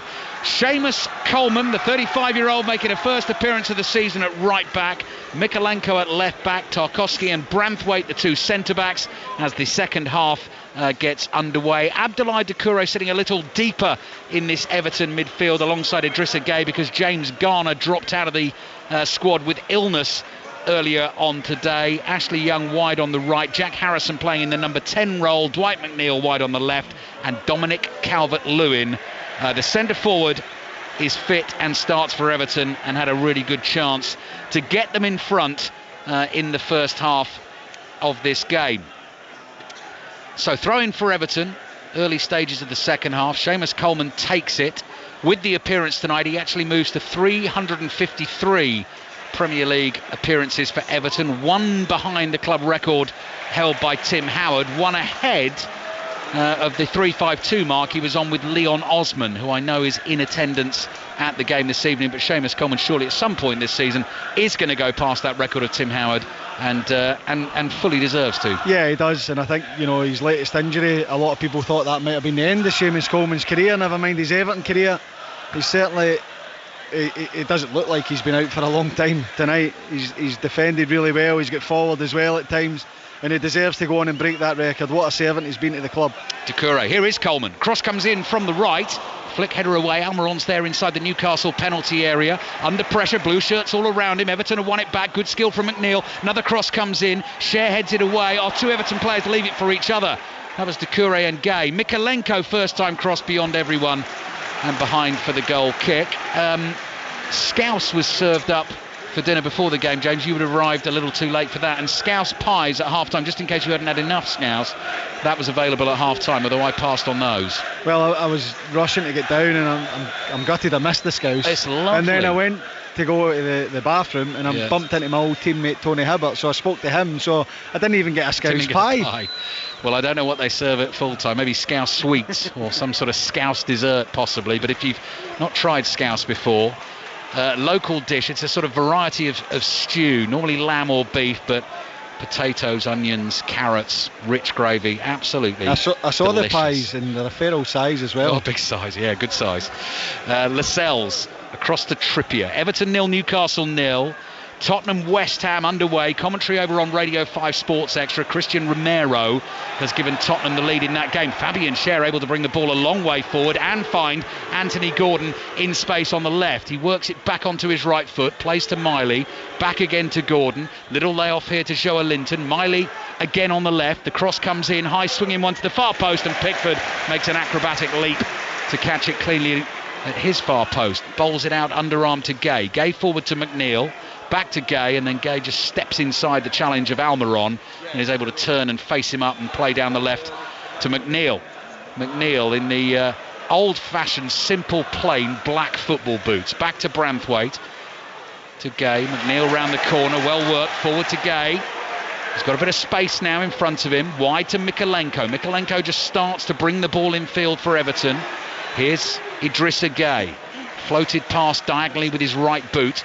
Out wide to Coleman. Support from Doucouré. Doucouré's first time cross. Hits the body of Bruno Guimaraes and goes behind for an Everton corner. Yeah, it's well worked from Everton. You know, I was just admiring Newcastle working it well down the left-hand side, showing a lot of patience before they put the ball in. But when the ball comes to Dwight McNeil in the halfway line, he just takes his time. He doesn't force it forward. They work it really well down this left-hand side. They switch the play to the right, and then they get the cross in, and they eventually get the corner for it. And it's a good opportunity again. They've shown they can be dangerous from these situations. Now this is the one where it gets a little bit tricky from our commentary position to see exactly what is going on as Dwight McNeil takes the corner from the right. Got a good view of that. Oh, it almost topples over the goal line. Dubravka falling backwards under real pressure. He's now holding his back. Took a knock as he fell, and Everton have won another corner. That nearly curled straight in from Dwight McNeil. It did, and Dubravka's at full stretch. James Tarkowski's made the run to the back post. He doesn't jump into Dubravka. Dubravka jumps back the way and into James Tarkowski, drops the ball, and it drops to, I think it's I thought it was McNeil that taken it, but it was him that swung the corner in, and Everton managed to get the corner again, but it was a dangerous cross in. So McNeil comes across to this side of the field, our side of the pitch, in front of the Goodison Road stand. Corner from the left, lower delivery. Calvert-Lewin flicked it, a ball pinging around, and somehow Newcastle get it away. Calvert-Lewin didn't get proper contact on the header. If he'd hit that at full speed, I don't think Newcastle could have stopped it. Another cross comes in from Ashley Young. Calvert-Lewin's up, heads it just straight up in the air. Newcastle still trying to get it away, and Guimaraes just scrambles a right-footed hack at the ball, and away it goes. Anthony Gordon can't keep it for Newcastle. Here's Mikalenko. Mikalenko driving a diagonal. Tarkowski heads it into the penalty area. Calvert-Lewin falling backwards has gone down inside the box. Everton fans hopefully appealing for a penalty. Newcastle play out, and here's Almiron speeding his way across the halfway line. Forward to Gordon. Gordon looking to slide it through to Isak. Interception from Branthwaite. Seamus Coleman caught by Gordon, was he? Referee takes his time and then decides that was a foul by Anthony Gordon, and there is a roar of approval from the Everton fans, as you can hear. Everton 0, Newcastle 0. Now, what a start to the second half I've had. I have to say that initial one on Seamus Coleman, it looked like a foul straight away. I don't know why the referee's taking his time. The chance before, yeah, I mean, I've just got a chance to see it again. Anthony Gordon studs go through it. Seamus Coleman's boot as he tries to clear it. But the chance for Calvert-Lewin, what a delivery again, this time an outswinger from Dwight McNeil, but it's so flat. Calvert-Lewin's got a great run at it, and he's in space, and he just glances at it. He doesn't get the contact, as you say, to put it where he wants it, but still with little deflection, almost creeps in at the near post. Dubravka managing to keep it out. Yeah, and then Almiron volleying the ball away from his own goal line. That's how close Everton have come this evening. Miley's pass forward is overhit. Isak will chase it, but Pickford's able to just casually stroke a left-footed pass to Branthwaite, looking for the ball over the top to Harrison, and very nearly found him, but it skids on into the arms of Dubravka. So Dubravka making a first Premier League start of the season, came on late against Manchester United after the Nick Pope shoulder injury, has played 90 minutes of football this season at Old Trafford in Newcastle's 3-0 win in the League Cup fourth round. Joe Linton forward to Guimaraes. Now Anthony Gordon coming in off that left-hand touchline. Again, every single touch he makes is booed. Wide it comes to Trippier on the right. Trippier just feeds it infield to Miley. Miley moves it on to Almiron, back to Miley. Miley is able to lay it back to Trippier. Trippier's about 40 yards from the Everton goal, wide on the right, and Miley is still there for him. Plays back to Trippier again. Almiron makes a little move into space on the right. Trippier sees him, plays it to him, and gets it back, and at the moment Everton just patiently holding Newcastle in this corner. Back it comes to Lascelles. Lascelles then tries an ambitious one forward to Gordon. Gordon's lost it. Lascelles tackles Calvert-Lewin on the halfway line. McNeil tries to win it back. Lascelles slides in, nicks it off his toe, and it goes out for a throw-in to Everton. The first goal from Everton's point of view under Sean Dyche, according to the stats, is absolutely crucial, because in 14 games under Dyche when they've scored first, they've never lost, won 10 and drawn 4. But in 17 games when they've gone behind first, drawn 3, lost 14, they've never won. Yeah, and I mean, that it's a great start if you manage to get the first goal. Of course it is, and Everton have had plenty of chances. Calvert-Lewin's volley in the first half, chest and volley. He had another chance where he couldn't quite catch his shot in the first half. Comfortable save for Dubravka, and then that last chance there from the corner. But Everton, it's been the story of the season so far, creating lots of chances, unable to take them, and at times been punished for that. Yeah, I gave that stat actually at the weekend, James, and I'm sure it hasn't changed in terms of the XG, the expected goals. I think Everton are the team that underperform that stat the most, so should be scoring more goals than they do. That's what that stat basically is telling you. Everton 0, Newcastle 0. 9 minutes played, second half. Tottenham leading West Ham by a goal to 0. Commentary over on Radio 5 Sports Extra. This is 5 Live, available via the BBC Sounds app. So when you're on the move this weekend, you want to listen to the football, Saturday and Sunday, take us with you wherever you go. Here's Almiron. Ball at his feet, on the right for Newcastle. Guimaraes is just able to nick in front of Harrison, looks for Isak, sliding challenge by Tarkowski. Trippier's there to the loose ball, quickly across to Cher. Cher encouraged to bring it forward for Newcastle in his black and white striped shirt. Ball now played infield to Gordon, who goes for the curler, but it's a dipping shot well wide, and the Everton fans enjoy that. Goal kick for Everton. Yeah, his eyes lit up there, Anthony Gordon. It was brilliant from Cher initially, stepping in from left centre back, driving into the heart of the Everton defence. When it comes to Anthony Gordon, he's just got one thought in his mind, gets a touch, gets out his feet, he goes to try and whip it with the inside of the boot. It just comes off the laces and starts to go towards Pickford, then goes away high and wide, but his eyes lit up there, Anthony Gordon. Sensed a real opportunity to try and test the England goalkeeper Jordan Pickford, whose yellow gloves match his yellow boots. Tarkowski under a bit of pressure, Gordon's closing him down.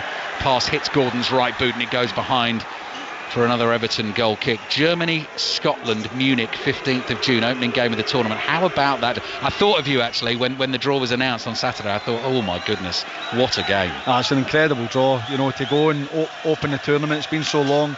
Scotland managing to get back-to-back Euros. The last one, because it was all over Europe, didn't really feel like a proper tournament. And this one, to go and play against a nation like Germany, who are struggling at the minute. Yeah.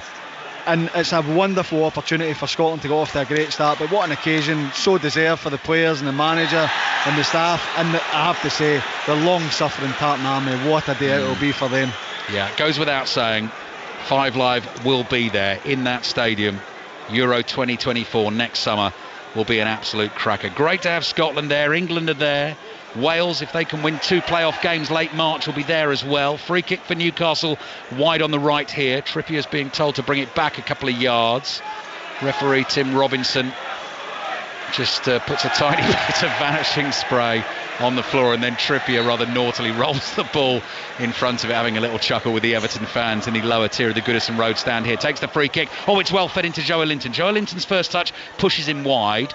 Back to goal down by the byline. Lays it off to Almiron. Trippier goes past him on the right. Mikalenko's got that covered, and the cross hits him and goes out for a throw to Newcastle. It's a very tight sort of to and fro at the moment, and it's got the feeling tonight, James, one goal might do it tonight. Yeah, it feels at times quite open, both teams, attack, and then a little bit edgy. They're getting into those final areas, and maybe that ball's just not quite right for either side. And you are getting the feeling that if a goal comes, it'll be the important one that wins the game for either side. Tottenham still leading West Ham by a goal to 0. Ball forward from Cher. Almiron chases. Too close to Pickford. One bounce into the goalkeeper's hands. He points to his left, sends Mikalenko away, and then it's one of those sidewinder volleys that he sends swivelling down the middle of the field. Calvert-Lewin gets up superbly to win the header, And Livramento, taking no prisoners, leaps into a half-volley clearance, gives it back to Pickford and says, let's do it all again. So Pickford drops the ball at his feet. This time he plays it from the ground. It's a similar ball. It's aimed at Calvert-Lewin. Lascelles wants to battle this time and wins it. Falls to the feet of Miley, who's a tall figure in that Newcastle midfield, as is Joelinton. And Joelinton plays it out to you-know-who, getting booed on the left. Gordon looking for the run of Miley. Newcastle don't quite get that right. It's cleared down the right. Doucouré tries to take it inside Joelinton, but the ball falls to Anthony Gordon. Plays it across to the edge of the area. Shot comes in, rising over the bar from Miley. Goal kick Everton. I'll tell you what, you wouldn't know he was 17 years old, Miley, would you? Just his stature, his confidence, his decision making.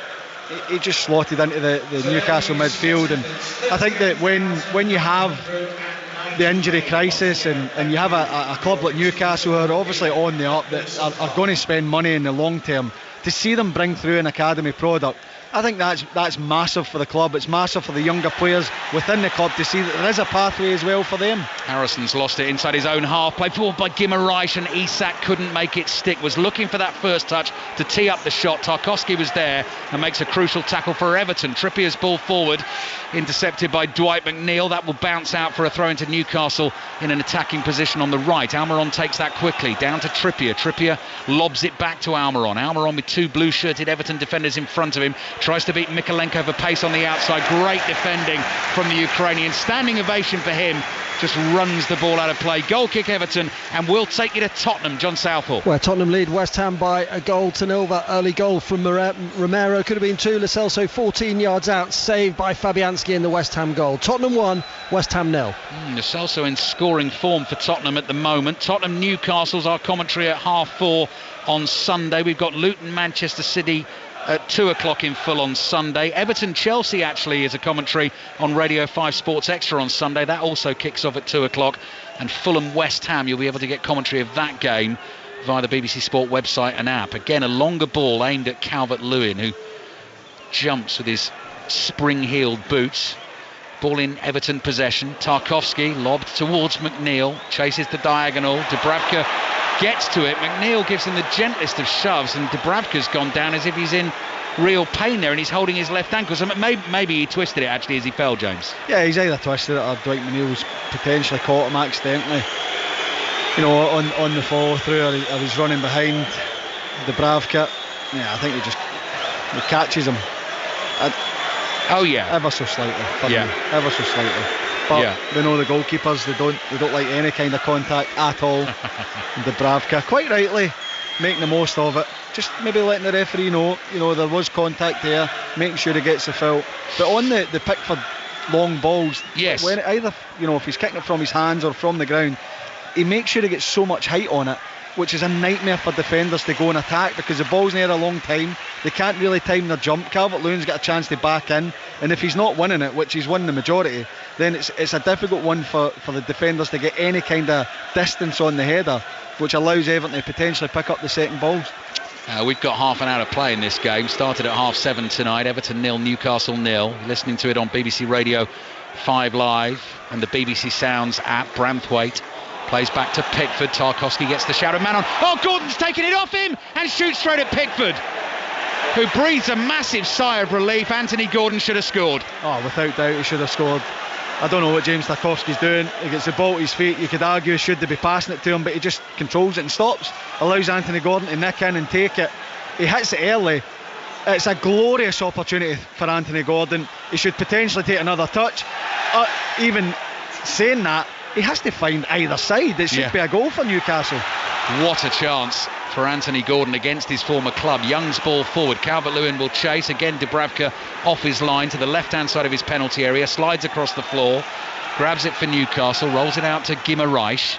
And Guimaraes under pressure from Jack Harrison, just like Tarkowski was. And that's a nasty one back to Dubravka, who did really well to control that at speed by his near post under pressure from Calvert-Lewin. Guimaraes outside of the right foot, looking for Gordon. Coleman intercepts. Suddenly the crowd are into this. Calvert-Lewin chests the ball down. Harrison gets there on the right. Cross comes in, and it's headed behind for an Everton corner.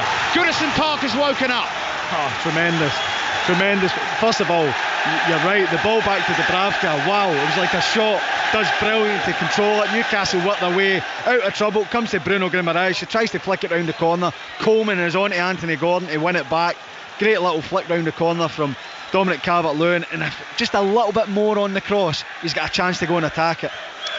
Corner for Everton. Dwight McNeil goes deep to the far post. Oh, and Calvert-Lewin's headed that one over the bar. Might have been a free kick, I think. I think Tim Robinson is saying there's a foul in the 6-yard box. That wouldn't have counted, but you can see exactly what Everton are trying to do, and a bit like Luton were doing to Arsenal on Tuesday. You know what's coming, James McFadden, yeah, but it's still very difficult to defend against. Well, it is, because it's different types of delivery. Sometimes in the top of Dubravka to try and crowd him out. This one, it's round the back, and Calvert-Lewin always seems to be there or thereabouts. If that's at the near post like he was a couple of corners ago, he's on the end of it. If it's at the back post, he's the one making the run round the back. He's claiming for a corner. I think the free kick was given in the centre of the 6-yard box, but they're causing a lot of problems for Newcastle defensively when they put the ball into the box. Tottenham lead West Ham by 1-0. Tottenham win tonight would put them on 30 points. Manchester City are on 30. Villa 32, Liverpool 34, Arsenal 36. Tottenham Newcastle on Sunday, 4:30 commentary on BBC Radio 5 Live. James McFadden with us here at Goodison Park. 18 minutes gone in the second half, and still waiting for the game's first goal. Harrison, it'll flick round the corner to Ashley Young. Young looking for Calvert-Lewin. Calvert-Lewin does well on the right. Tackled by Cher. Cher's hurt himself. Calvert-Lewin has accidentally trodden on his leg as Cher went to ground to make the tackle. He's trodden on his calf, and Cher's going to be okay. Picks himself up, and he's doing a sort of speed limp back into the penalty area. Look at the difference between a goalkeeper and a centre half. Because that was full weight right through the calf. Cher gets up and tries to run it off. There's a lesson to you, Martin Dubravka. Ball played forward to Isak. Now Isak's got a lot of work to do here, but he's capable of doing it. He's dribbling in between Everton defenders and finding Anthony Gordon, and Almiron's coming up in support. Gordon hits it. Ambitious one from the edge of the box, curls it wide. The reaction from the Everton fans tells you everything about that. Should he have waited and played in Almiron? Well, because he's had it over the bar, you would say yes, but I think that you can see exactly what he's trying to do. It's a brilliant run from Isak, great little way to pass. I think it's the right decision from Anthony Gordon. Jordan Pickford had overcovered the near post. There was a big gap for him at the far post. He just hits it too high, but I think it's the right idea. Seamus Coleman's got a problem.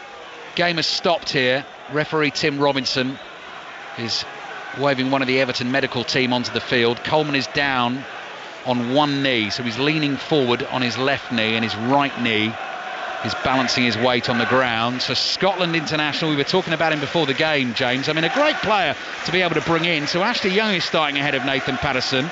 Seamus Coleman is starting ahead of Nathan Patterson tonight, but a great player to bring into the game. He is, but it's a frantic pace to come on to as well. And Seamus Coleman, we've spoken about how terrific a servant he's been for Everton. But tonight he's been outstanding. He really has. He's been aggressive, making sure that Anthony Gordon, anytime he's come to get the ball, if it's Gordon or Almiron, who it was in the first half for a spell, he's been tight, he's been aggressive, he's made sure that they're not allowed to turn and get at them. And for Nathan Patterson, he's had to watch Ashley Young, who's not a fullback, play his position. And now Seamus Coleman, quite rightly, has come in ahead of him, but it's a massive game to come on to. Nice moment there, actually. Former Everton man Anthony Gordon just shaking Seamus Coleman's hand as he pretty much goes jogging off the field at full tilt. Nathan Patterson comes on, standing ovation for Seamus Coleman as he comes off. Everton 0, Newcastle 0, and Tottenham still leading West Ham by 1-0. About 25 minutes remaining here. James Tarkowski wraps the rainbow striped armband, captain's armband, around his bulging left bicep as Pickford clears. That one sails over the head of Calvert-Lewin, volleyed away by Livramento. Tarkowski's header forward. Calvert-Lewin cushions a header into the path of McNeil. It runs to Doucouré. Doucouré wide to McNeil on the left. Crosses deflected, nearly falls for Doucouré. Gay shoots underneath it over the bar. Goal kick Newcastle. Yeah, it's not one of his strengths, Gay. I mentioned that in the first half, but look, you can't blame him for taking the shot on. The ball bounces, Doucouré looks like he's going to control it, rolls into the path of Idrissa Gueye, but he's always leaning back, looking for that far post reverse whip. But when you lean back, there's only one place the ball's going, and that's high and over the bar. But again, Dominic Calvert-Lewin showing that aerial prowess to get up, hang in the air. Not only that, then pop off the header to his teammate. Miscue from Tarkowski. This falls for Anthony Gordon. Everton defenders chasing the former Everton man. He's into the penalty area. The angle's tight, and then they outnumber him. Tarkowski blocks his cross, and it goes behind for a Newcastle corner. 2 or 3 times now in the second half there's been real danger because Gordon is getting more of a look in here. Yeah, he is, and he's beyond the back line. He has to just go and maybe take that shot on with his left foot there, Anthony Gordon. Desperate to get back onto his right, which allows Tarkowski and Branthwaite to get across and snuff the danger out. But I think if he just knocks that out in front of out of his feet, gets his shot away with his left foot, then he's got a chance to put his side ahead. Everton 0, Newcastle 0. Everton looking for only a second home win of the season. Newcastle looking for only a second away win of the season. And still they can't be separated. Trippier will take the corner from the left in front of that Park End stand away to our right. Trippier's delivery whipped into the near post. Guimaraes tries to get the flick on, cleared only as far as Gordon. Gordon plays back to Trippier. Another cross comes in. Tarkowski heads it away. Harrison's there, glancing header, falls at the feet of Trippier. Trippier passes across the Everton half. Here's Fabian Schär. Now sometimes he likes to hit them. He does hit a sort of swerving low shot into the Everton penalty area. Tarkowski blocks it. It was going well wide, but it's gone behind for another Newcastle corner. Yeah, he can't hit them from there, Fabian Schär. He doesn't catch it very well, but it's bouncing in around that 6-yard box, which means that someone from Everton has to go and deal with it. And because he hits it, it's not clean, but he's got enough pace on it. Can't get a good enough clearance. I think it was Tarkowski, and he just puts it out for a corner kick. Trippier comes over to take the corner again for Newcastle, this time from the right. Goodison Park a little anxious at the moment. Attacking opportunity for Newcastle. It's struck fast back to Almer on edge of the box. Now Livramento wide to Gordon. First time cross from Gordon into the far post. McNeil's there to send it spinning up into the air with his head. Branthwaite happy just to volley that anywhere. Gordon goes chasing back and first time meets the ball cleanly. Plays back to Dubravka. Trippier wants it short here, but Dubravka instead goes to his left to young Tino Livramento in his first season at Newcastle, having signed from Southampton in the summer. Good to see him back fit, playing a run of games as well.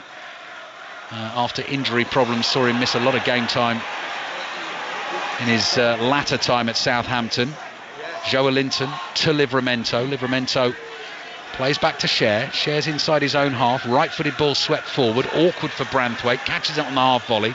Sends it straight up in the air. Patterson battling with Isak. Patterson gets a foot on the ball and it goes out for a Newcastle throw. 20 minutes plus added time remaining. 5 Live and BBC Sounds. Still Everton 0, Newcastle 0. Lascelles across to Trippier. Newcastle just enjoying a good little spell in the game here. Almiron's having his shirt tugged by Branthwaite. Just knocks him slightly off balance. Not enough for the free kick. Trippier to Almiron. Wide to Miley. Back to Guimaraes. Looking for Miley again. Makes a run down the right. Chips the cross up to the far post. Patterson's there. Stretches. Flicks his header away. Isak able to control it. He's tackled by Ashley Young. Throw in Newcastle. I really like the look of Lewis Miley, I really do. He just looks so mature. I mentioned it earlier, so capable of playing at this level at 17 years old. It's incredible, really. It's a lovely little first time pass inside. Not only that, it's a 1-2, and when he gets there, how's your end product? It's a lovely little dink ball to the back post. It's the right option. Nathan Patterson manages to get it clear, but he just looks like such a talent, and that just shows you again, young players getting their opportunity, and when everyone's fit, he's a real contender to keep his spot in the side. Throw-in taken by Newcastle. Joelinton under pressure from Idrissa Gueye is fouled by Idrissa Gueye. Free kick for Newcastle, wide on the left, about 20 yards inside the Everton half. We'll see what they can do with this. I'm hearing that the half-time whistle has blown at Tottenham, so once Newcastle have taken the free kick and we reach our next break in play, John Southall will be waiting, and we don't want to keep him waiting because we've already heard from the commentary team this evening. Half time, he'll want his sustenance, so he won't want to be sitting around for long. Newcastle have taken the free kick. Schär across to Lascelles, closed down by Calvert-Lewin. Good pass forward to Miley. Miley's going to try and scoop a curling pass down the line for Almiron. Almiron goes hurtling after it, keeps it in play, works it back onto his left foot. Measured pass to Guimaraes. Guimaraes just flicks one with the outside of his right boot to Trippier. Trippier gives it to Almiron, runs on the outside. Almiron plays it back into Guimaraes though. Guimaraes is chased by Idrissa Gueye. Ball comes back to Fabian Schär. Forward to Joelinton. Not enough on that pass. This could turn into an Everton counter-attack. Ashley Young gets it from Harrison. Young looking for Calvert-Lewin. Poor pass.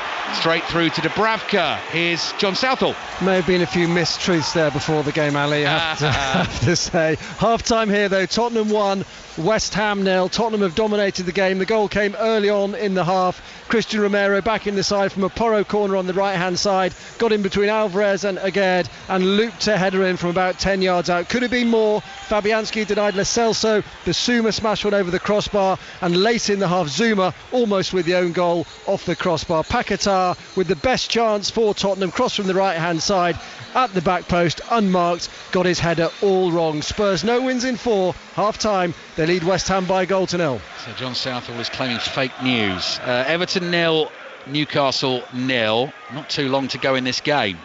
18 minutes or so, James. We're at the moment where you just don't lose the game. It's not that you don't go and try and win it, but make sure you don't lose it for both sides. Jordan. You know, Everton had a chance there on the break. Ashley Young, he's got Calvert-Lewin who'd peeled off Lascelles and then darted in front of him. Ashley Young plays the ball behind him and it's a chance gone, but this is a territory now for both sides. You don't lose the game.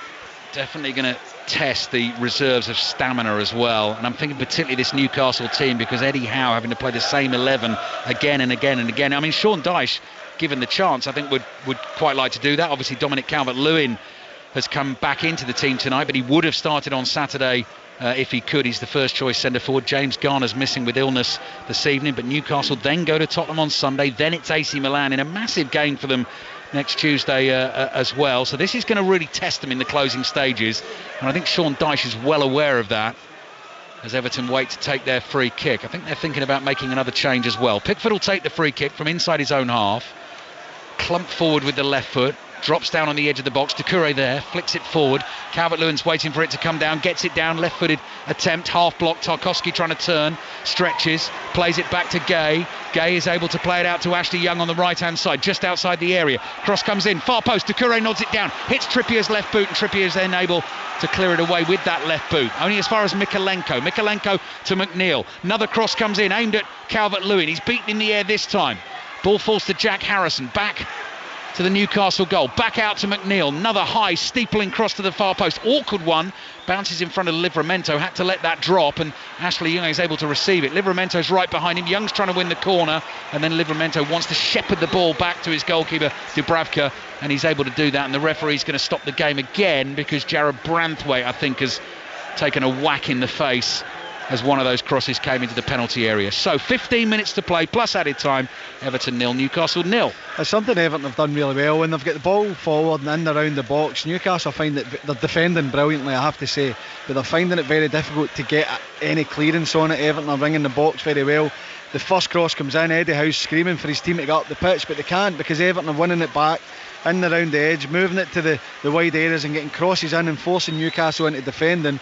And they haven't been able to clear, but they managed to deal with it. As I said, I think they've defended very well when the ball's coming in, considering the threat that Everton carry in around that box.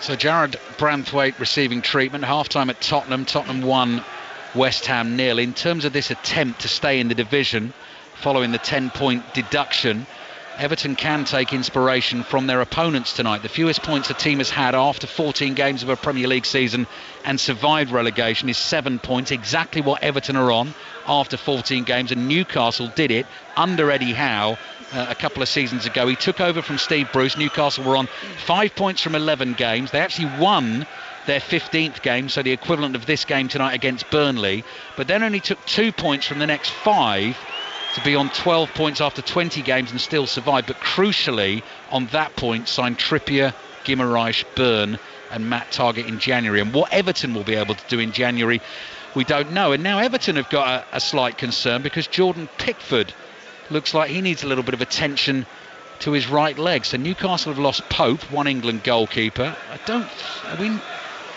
How serious is this looking for Jordan Pickford? He was struggling just before Everton had that wide free kick that they managed to build those attacks from. He was stretching something off. It looked like, his hamstring potentially. Right. And then he takes the free kick, and I think as he goes to put the weight on his right leg to kick it, potentially feeling either the hamstring or just outside the knee, looked very uncomfortable after he kicked it. Yeah, it's an obvious thing to say, but they use him a lot in that role, don't they, James, in terms of free kicks and playing out from the back and how much he puts into that side of the game. Yeah, they do, and I mentioned that whether it's out his hands or the ball's on the ground, he can kick the ball a mile, but he kicks it exactly where he wants it. He gets it high, he gets a lot of height on it, and force Newcastle into defend. And thankfully for Everton, he's jogging back into position there. Yeah, that is applause of relief, I think, around Goodison Park. Jordan Pickford is okay. Martin Dubravka in goal for Newcastle tonight, waiting to get this game back underway. We'll probably see him at the Euros next summer as well. Slovakia in a group with Belgium, Romania, and the winners of playoff path B. Tim Robinson drops the ball at the feet of Dubravka, who looks like he's going to be Newcastle's number one for quite a while as well. Again, it depends what they think come January. There was obviously the story in the week about David De Gea possibly being open to a move to St James's Park, but they'll certainly trust Dubravka, experienced international goalkeeper. This is still Everton 0, Newcastle 0. Share on the ball for Newcastle, across to Trippier. Trippier found Guimaraes, and Guimaraes just let the ball run away from him underneath his left boot, and then Nathan Patterson clears to no teammate, and it goes out for a throw into Newcastle on the left. Yeah, I mean, Nathan Patterson reads the situation well. It's an overhit pass. Guimaraes is off balance, it rolls under his foot. Nathan Patterson steps in. He's actually got time and space, and he just hacks it clear with his left foot, and chance maybe for him to build. Trippier has lost it inside his own half. Dwight McNeil speeds in. McNeil up to the edge of the box, shoots and scores for Everton. Goodison Park explodes with joy. Rare mistake from Kieran Trippier, but when they make the mistakes, you've got to pounce on them, and Dwight McNeil has done exactly that. Drove the ball forward, unleashed the shot, and Everton lead Newcastle by a goal to nil. That's brilliant from Dwight McNeil. It is a bad mistake from Kieran Trippier.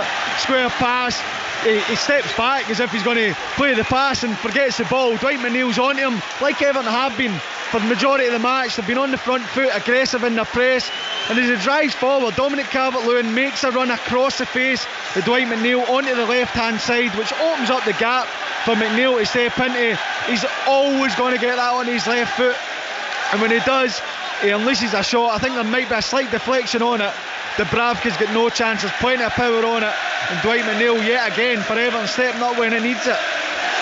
Just over 10 minutes to play. Listen to Goodison Park. Everton climbing out of the bottom three as things stand. Could be only a second home win of the season.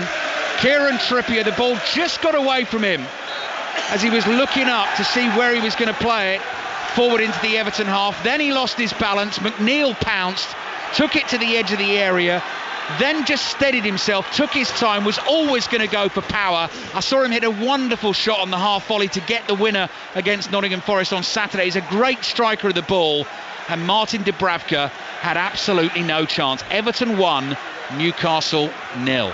Yeah, I mean, you're looking at the situation. Kieran Trippier takes a touch, takes his eye off the ball, slips. Dwight McNeil's driving at the heart of the defence, and I think it potentially a 3v1. Calvert-Lewin makes that run, but maybe can you get one of the Newcastle defenders to step to the ball and engage in Dwight McNeil?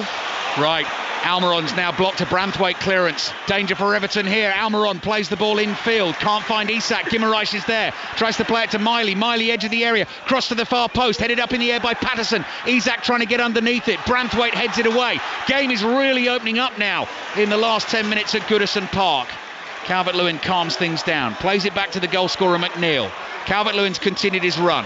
Share comes across to intercept. There'll be some tired legs out there for Newcastle, but now they've got to step it up again because they're trailing Everton by a goal to nil. Fabulous crossfield pass from Guimaraes to Joelinton. Joelinton trying to beat Patterson on the outside, then brings it inside. Ashley Young makes the tackle. The ball deflects here to Livramento. Crossing towards Isak, heads it down, hits Branthwaite. Miley shoots, scuffs it. Almiron flicks a header over the bar. Goal kick Everton. Yeah, Everton are going to have to defend now because Newcastle, you see the lift straight away from going behind, getting the ball forward, making Everton defend now. When it drops to Miley, he just doesn't catch it, but he bounces it into the ground, which makes it awkward, and Almiron gets up well, but it's always going over the bar. But Everton are going to have to get a bit of composure now because Newcastle will come flying at them. They're going to have to defend, but listen to the crowd in here. In terms of all-time goals, scored in this head-to-head in the top flight. All the games, as I said in the first half, between these two have been in the top division of English football. That is now Newcastle 258, Everton 258. Dwight McNeil, the latest to go down on the score sheet. What a win it could be for Everton. It will move them out of the bottom three. Dubravka, under pressure inside his own penalty area, did well, kept his head, took it round Ashley Young, plays it out to the left-hand side. 8 minutes plus added time remaining, and Livramento comes running across his own half. Calvert-Lewin bundles into him, knocks him to the floor. Poor challenge from Calvert-Lewin. Calvert-Lewin's hurt himself, Livramento's hurt, and it's going to be another stoppage in play. Tottenham still leading West Ham by a 1-0. Everton leading Newcastle by a 1-0. And you look at the fixtures for Everton as well. I mean, Newcastle, obviously, you'd say, is a tough one. Chelsea come here on Sunday. They're improving under Mauricio Pochettino, despite the defeat against Manchester United this week. Then they'll go to Burnley. Then Fulham come here in a Carabao Cup quarter-final in the week before Christmas. Then they go to Tottenham, and then Manchester City come here as well. Some really tough games coming up for Everton. Yeah, they are, and if they can hold on to this lead that they have and get that, the hoodoo away of not winning at Goodison, I'm not having a great record at Goodison, then it'll give them confidence to perform well tonight. And as I said, I know Newcastle have had a lot of injuries, but it's still a strong Newcastle side. Lascelles is down hurt, but the free kick has gone Everton's way. He leapt into a header and clattered into Calvert-Lewin. Calvert-Lewin took a knock in the head. He's okay. Looks like Lascelles possibly picked up a dead leg or something as he made the leap, and now he's stayed down. 6.5 minutes of the 90 to go. Everton are about to bring Beto onto the field, so it might be time for Calvert-Lewin to take a break. Saving for Sunday, Everton-Chelsea kicks off at 2 o'clock. It'll be a commentary on Radio 5 Sports Extra. Calvert-Lewin, you have to say, not only has played his part in the game in terms of being a nuisance for Newcastle, played his part in the goal as well, because he made the run to the left, dragging defenders away, allowing McNeil into that space to unleash the shot to score the goal that may go on to win this game. Well, he's had chances. He'll be disappointed that he hasn't been able to get at least one goal, probably two if I'm being honest. But what a shift he's put in. Spoke about it before the game. Just the fact that he's on the pitch, the defenders know. You're talking about Sher and Lascelles, who are aggressive. They like that physical battle. They've lost it tonight against Calvert-Lewin because they know that they're going to have to go and defend. He's put in a hell of a shift, and now it's a chance for Beto to go and make a nuisance runabout, keep the ball, and maybe get a goal as well. Ball hooked into the Newcastle penalty area. Might fall to Jack Harrison. One touch. Curling shot deflected, and it goes wide. And that'll be a corner to Everton. Everton fans roar their approval. Second goal would make them feel much, much more comfortable, particularly at this late stage of the game. 5 Live in amongst it at Goodison Park. Everton leading Newcastle by a 0-0. Tottenham leading West Ham by a 0-0. All the reaction, all the debate, all the analysis in the Football Daily podcast, available for you on the BBC Sounds app first thing tomorrow. Dwight McNeil with the corner, left-footed delivery. Dubravka confidently off his line, leaps to catch it on the edge of the 6-yard box, and now sees all the black and white shirts sprinting away from him. Slings it out sidearm to Trippier. Jack Harrison's back to block the pass. Trippier under pressure, has lost it again for Newcastle. Harrison brings it forward into the penalty area, cut back to McNeil, misses it. Doucouré wins the game for Everton with a sure-footed finish into the bottom corner. Everton are climbing out of the bottom 3. 2 late goals against Newcastle. 2 Kieran Trippier mistakes have been royally punished. And oh, how they celebrate at Goodison Park. Everton 2, Newcastle 0. Oh, well, I mean, it's unusual to see one mistake from Kieran Trippier, but to see 2 in the same game.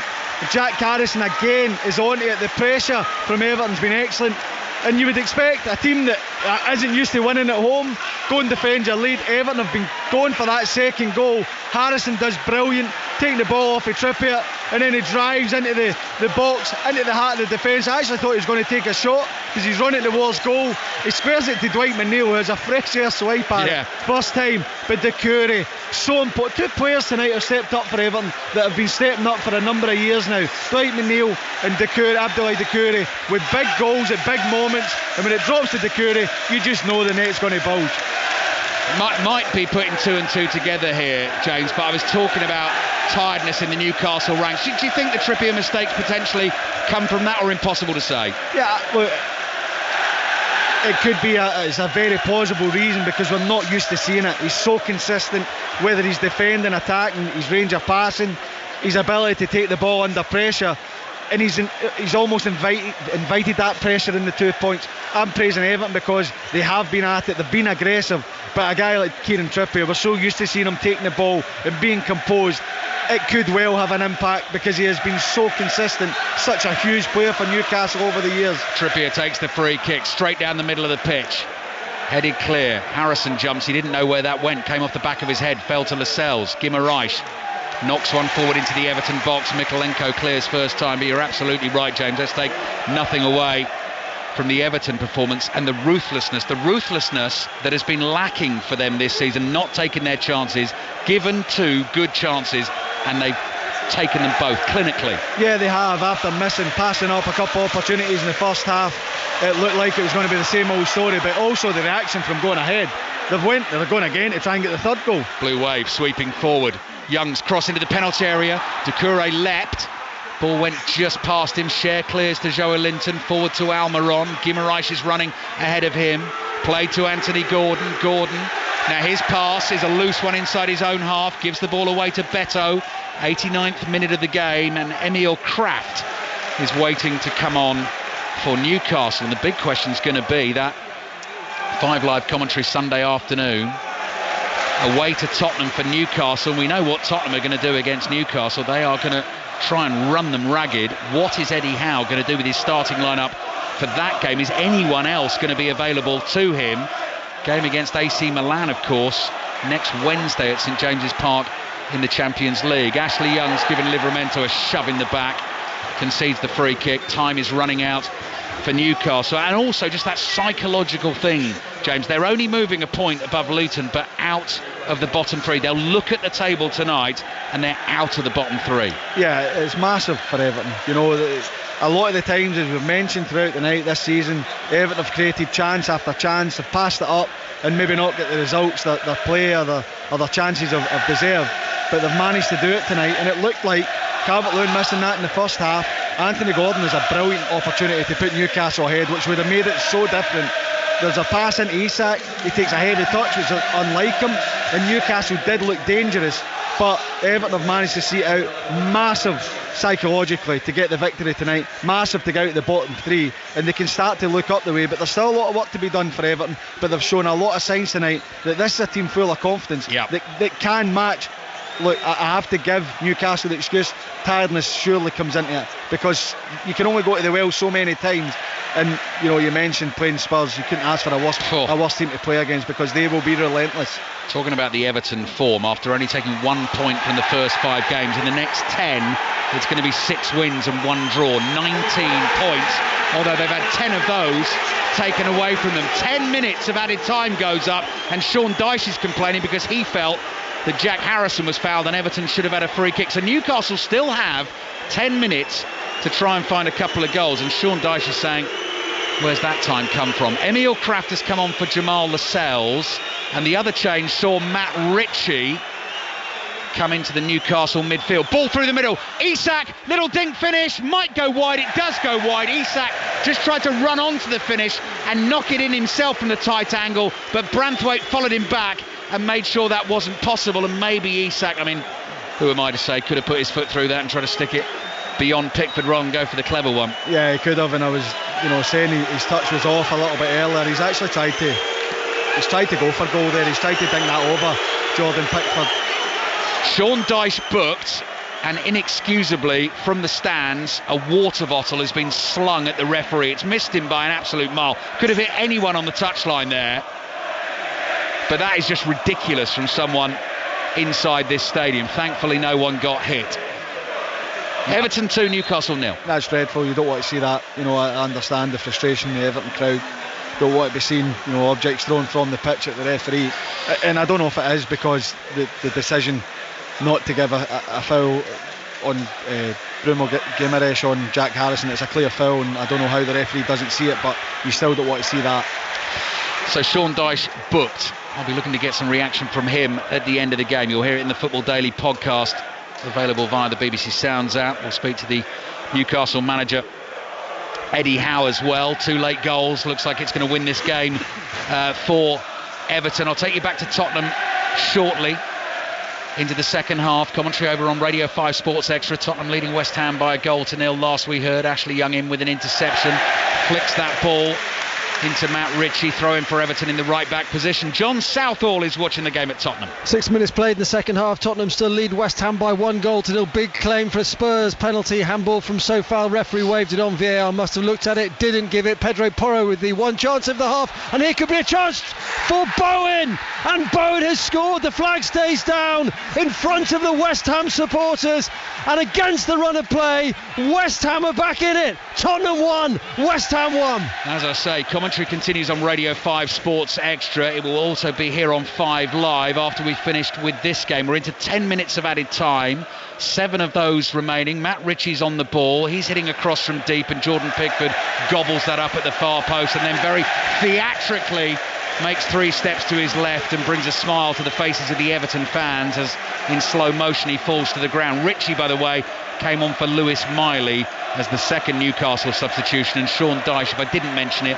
was booked, and that's when that bottle of water was thrown onto the field. Dyche complaining about the challenge on Harrison. That's what riled the Everton fans up, and it's as you were here at Goodison Park. And Newcastle, to their credit, are still giving it everything. Almiron trying to get onto a pass from Isak, was never going to catch that. All Pickford's let it run behind him, but he's got time just to roll it back into his own penalty area. Anthony Gordon comes across to try and put him under a little bit of pressure. 6.5 minutes to play. Tottenham 1, West Ham 1 then, thanks to Jarrod Bowen's goal. Pickford clears with his left foot. The ball comes down from the night sky, spinning in the bright white light of the floodlights all lined up in a row. Opposite us, across the top of the Bullen stand, Ashley Young putting Livramento under a lot of pressure. Dubravka, not much on the pass to Kraft. Kraft plays it out to Trippier. Everton fans urging their players to keep putting Newcastle players under the pump. Dubravka clears only as far as Gay, heads it forward. Joelinton controls it inside his own half, sets off on a run, passes towards Trippier. Trippier can't get there. Mikalenko wins it, knocks the ball out for a Newcastle throw. 6 minutes to play. Yeah. Everton 2, Newcastle 0. James McFadden. Former Sunderland player Jordan Pickford enjoying himself tonight against Newcastle, starting to just have a little bit of fun towards the end of the game. But I know it's 2-0 lead, but I wouldn't be celebrating just yet. Sunderland Newcastle, of course, is an FA Cup third round tie we've got to look forward to in January. Here's Harrison. Harrison has the ball at his feet on the left, decides to slow it down for Everton, and why not? 5 minutes remaining. They lead by 2-0. And looking for a precious win here at Goodison Park. The only other one back on the 7th of October in a 3-0 win against Bournemouth. This will be a big win for them tonight. And Chelsea come to town on Sunday, so this place will be absolutely jumping for that game, because I'm sure Everton fans will feel Chelsea are vulnerable. The Olays, as Everton knock it around inside their own half. Branthwaite's ball down the left. McNeil is able to nod it down to himself. He's got Kraft behind him. Prods it back to Harrison. Olays begin again. Couple of 1-2s between McNeil and Harrison. Anthony Gordon, he comes in to try and win it. Misses his tackle. Huge roar goes up for that. And Mikalenko eventually plays it back to Pickford. Pickford, casual as you like, just floats a ball out to the right. Patterson nods it down to Tarkowski. Everton playing like Brazil at the moment. Patterson down the line, finds Beto. Beto's onside. Cher comes chasing back. Beto's too quick for him. Into the box. 3-0. Beto, with his first Premier League goal for the club, wraps it up for Everton at a joyous Goodison Park. I bet they wouldn't have believed this scoreline at the start of the night. It took them a long time to get the first breakthrough, but the goals have gone flooding in by the end of the game. Everton 3, Newcastle 0, and Everton out of the relegation zone. Well, it looked like Everton were just going to wind the game down, passing it amongst themselves. The Olays were ringing out, but it's really well worked, because Newcastle get frustrated. Bruno Guimaraes loses his composure and goes and chases the ball into the right centre-back area, and then Everton just switch it, Pickford to Patterson back, and then it's set through to Beto, who I think he was played onside by Kieran Trippier, and he runs through, shows pace, shows great strength, and not only that, he shows unbelievable composure. They poked the ball beyond Martin Dubravka, and this is a scoreline that's a dream for Everton fans tonight. 1-0 enjoy. What a scoreline it is. Checking goal, possible offside. It's only VAR that could ruin the moment, isn't it? Let's wait and see. We'll have a look on our monitors. Beto loving every moment of that. Fantastic for him as well, potentially to have his first goal for the club if it is going to stand. We said at the start of the night, Everton, a club united, and you felt that in their last few games. They've been in good form, they've been hit with the points deduction. It's totally united the fan base around the club, behind the players. And they had to be patient this evening. They've missed some chances. Newcastle also, Anthony Gordon with a great chance to give them the lead in the second half. But once Trippier made the mistakes, Everton pounced with 2 goals. And now we're just waiting to see if Everton are going to get a third and Beto is going to get a first Premier League goal of his career. I have to say, when it happened, Beto is way beyond the left back, 2 centre backs, but as it happened, I looked and you could see in the right back area, Trippier, it looked like he was playing him on, but we've not got a chance to see it again. It was incredibly tight, but definitely the rest of the Newcastle defence had stepped up, and Beto was in acres of space. Goal, second celebration for the Beto goal for the Everton fans. It's a popular one, and it's going to be a thumping win for Everton tonight. Newcastle are going to leave Goodison Park with their tails between their legs. Champions League chasing Newcastle. Squad is severely depleted and stretched, but they're taking a bit of a beating at Goodison Park. And listen, just listen to the atmosphere inside this stadium, the belief that is growing, the 10-point deduction that's hit them. It means Everton are moving on to 10 points tonight. Were they on 20 points, they'd be sitting 10th in the Premier League table, above the likes of Chelsea and Brentford. Sean Dyche will not relent though. He will want to keep using it as fuel for the fire.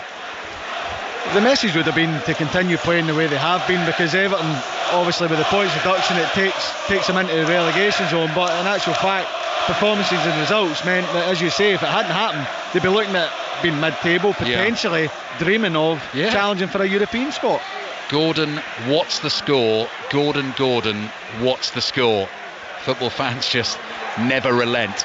But Everton fans absolutely entitled to enjoy this one tonight. Big win for them, leading Newcastle by 3-0. Tottenham 1, West Ham 1. Still over on Radio 5 Sports Extra.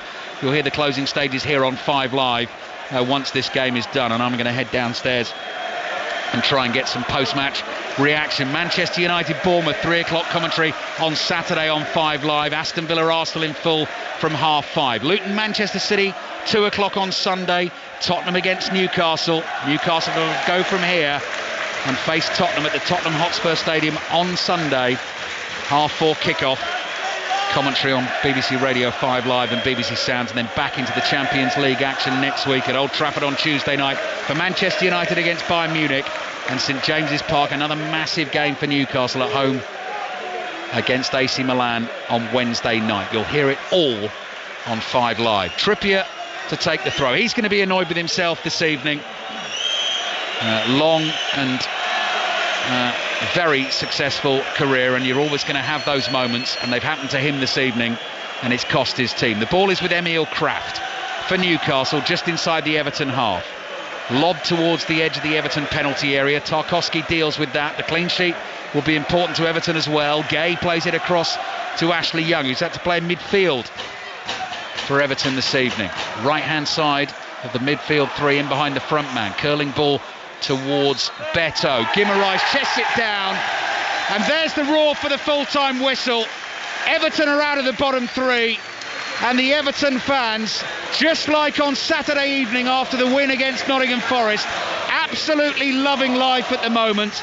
United against the Premier League in protest, but right behind their team, and what a performance their team has given them tonight. They had to wait for the goals. Dwight McNeil with the first, Abdoulaye Doucouré with the second, and Beto wrapping it up with the third. James McFadden, you know what it's like to play in front of these Everton fans and what they've been through in recent years. They'll enjoy this one tonight, and by the way, it's kicking off out in the middle of the pitch. Anthony Gordon is there, Jordan Pickford was there, Jarrad Branthwaite was there.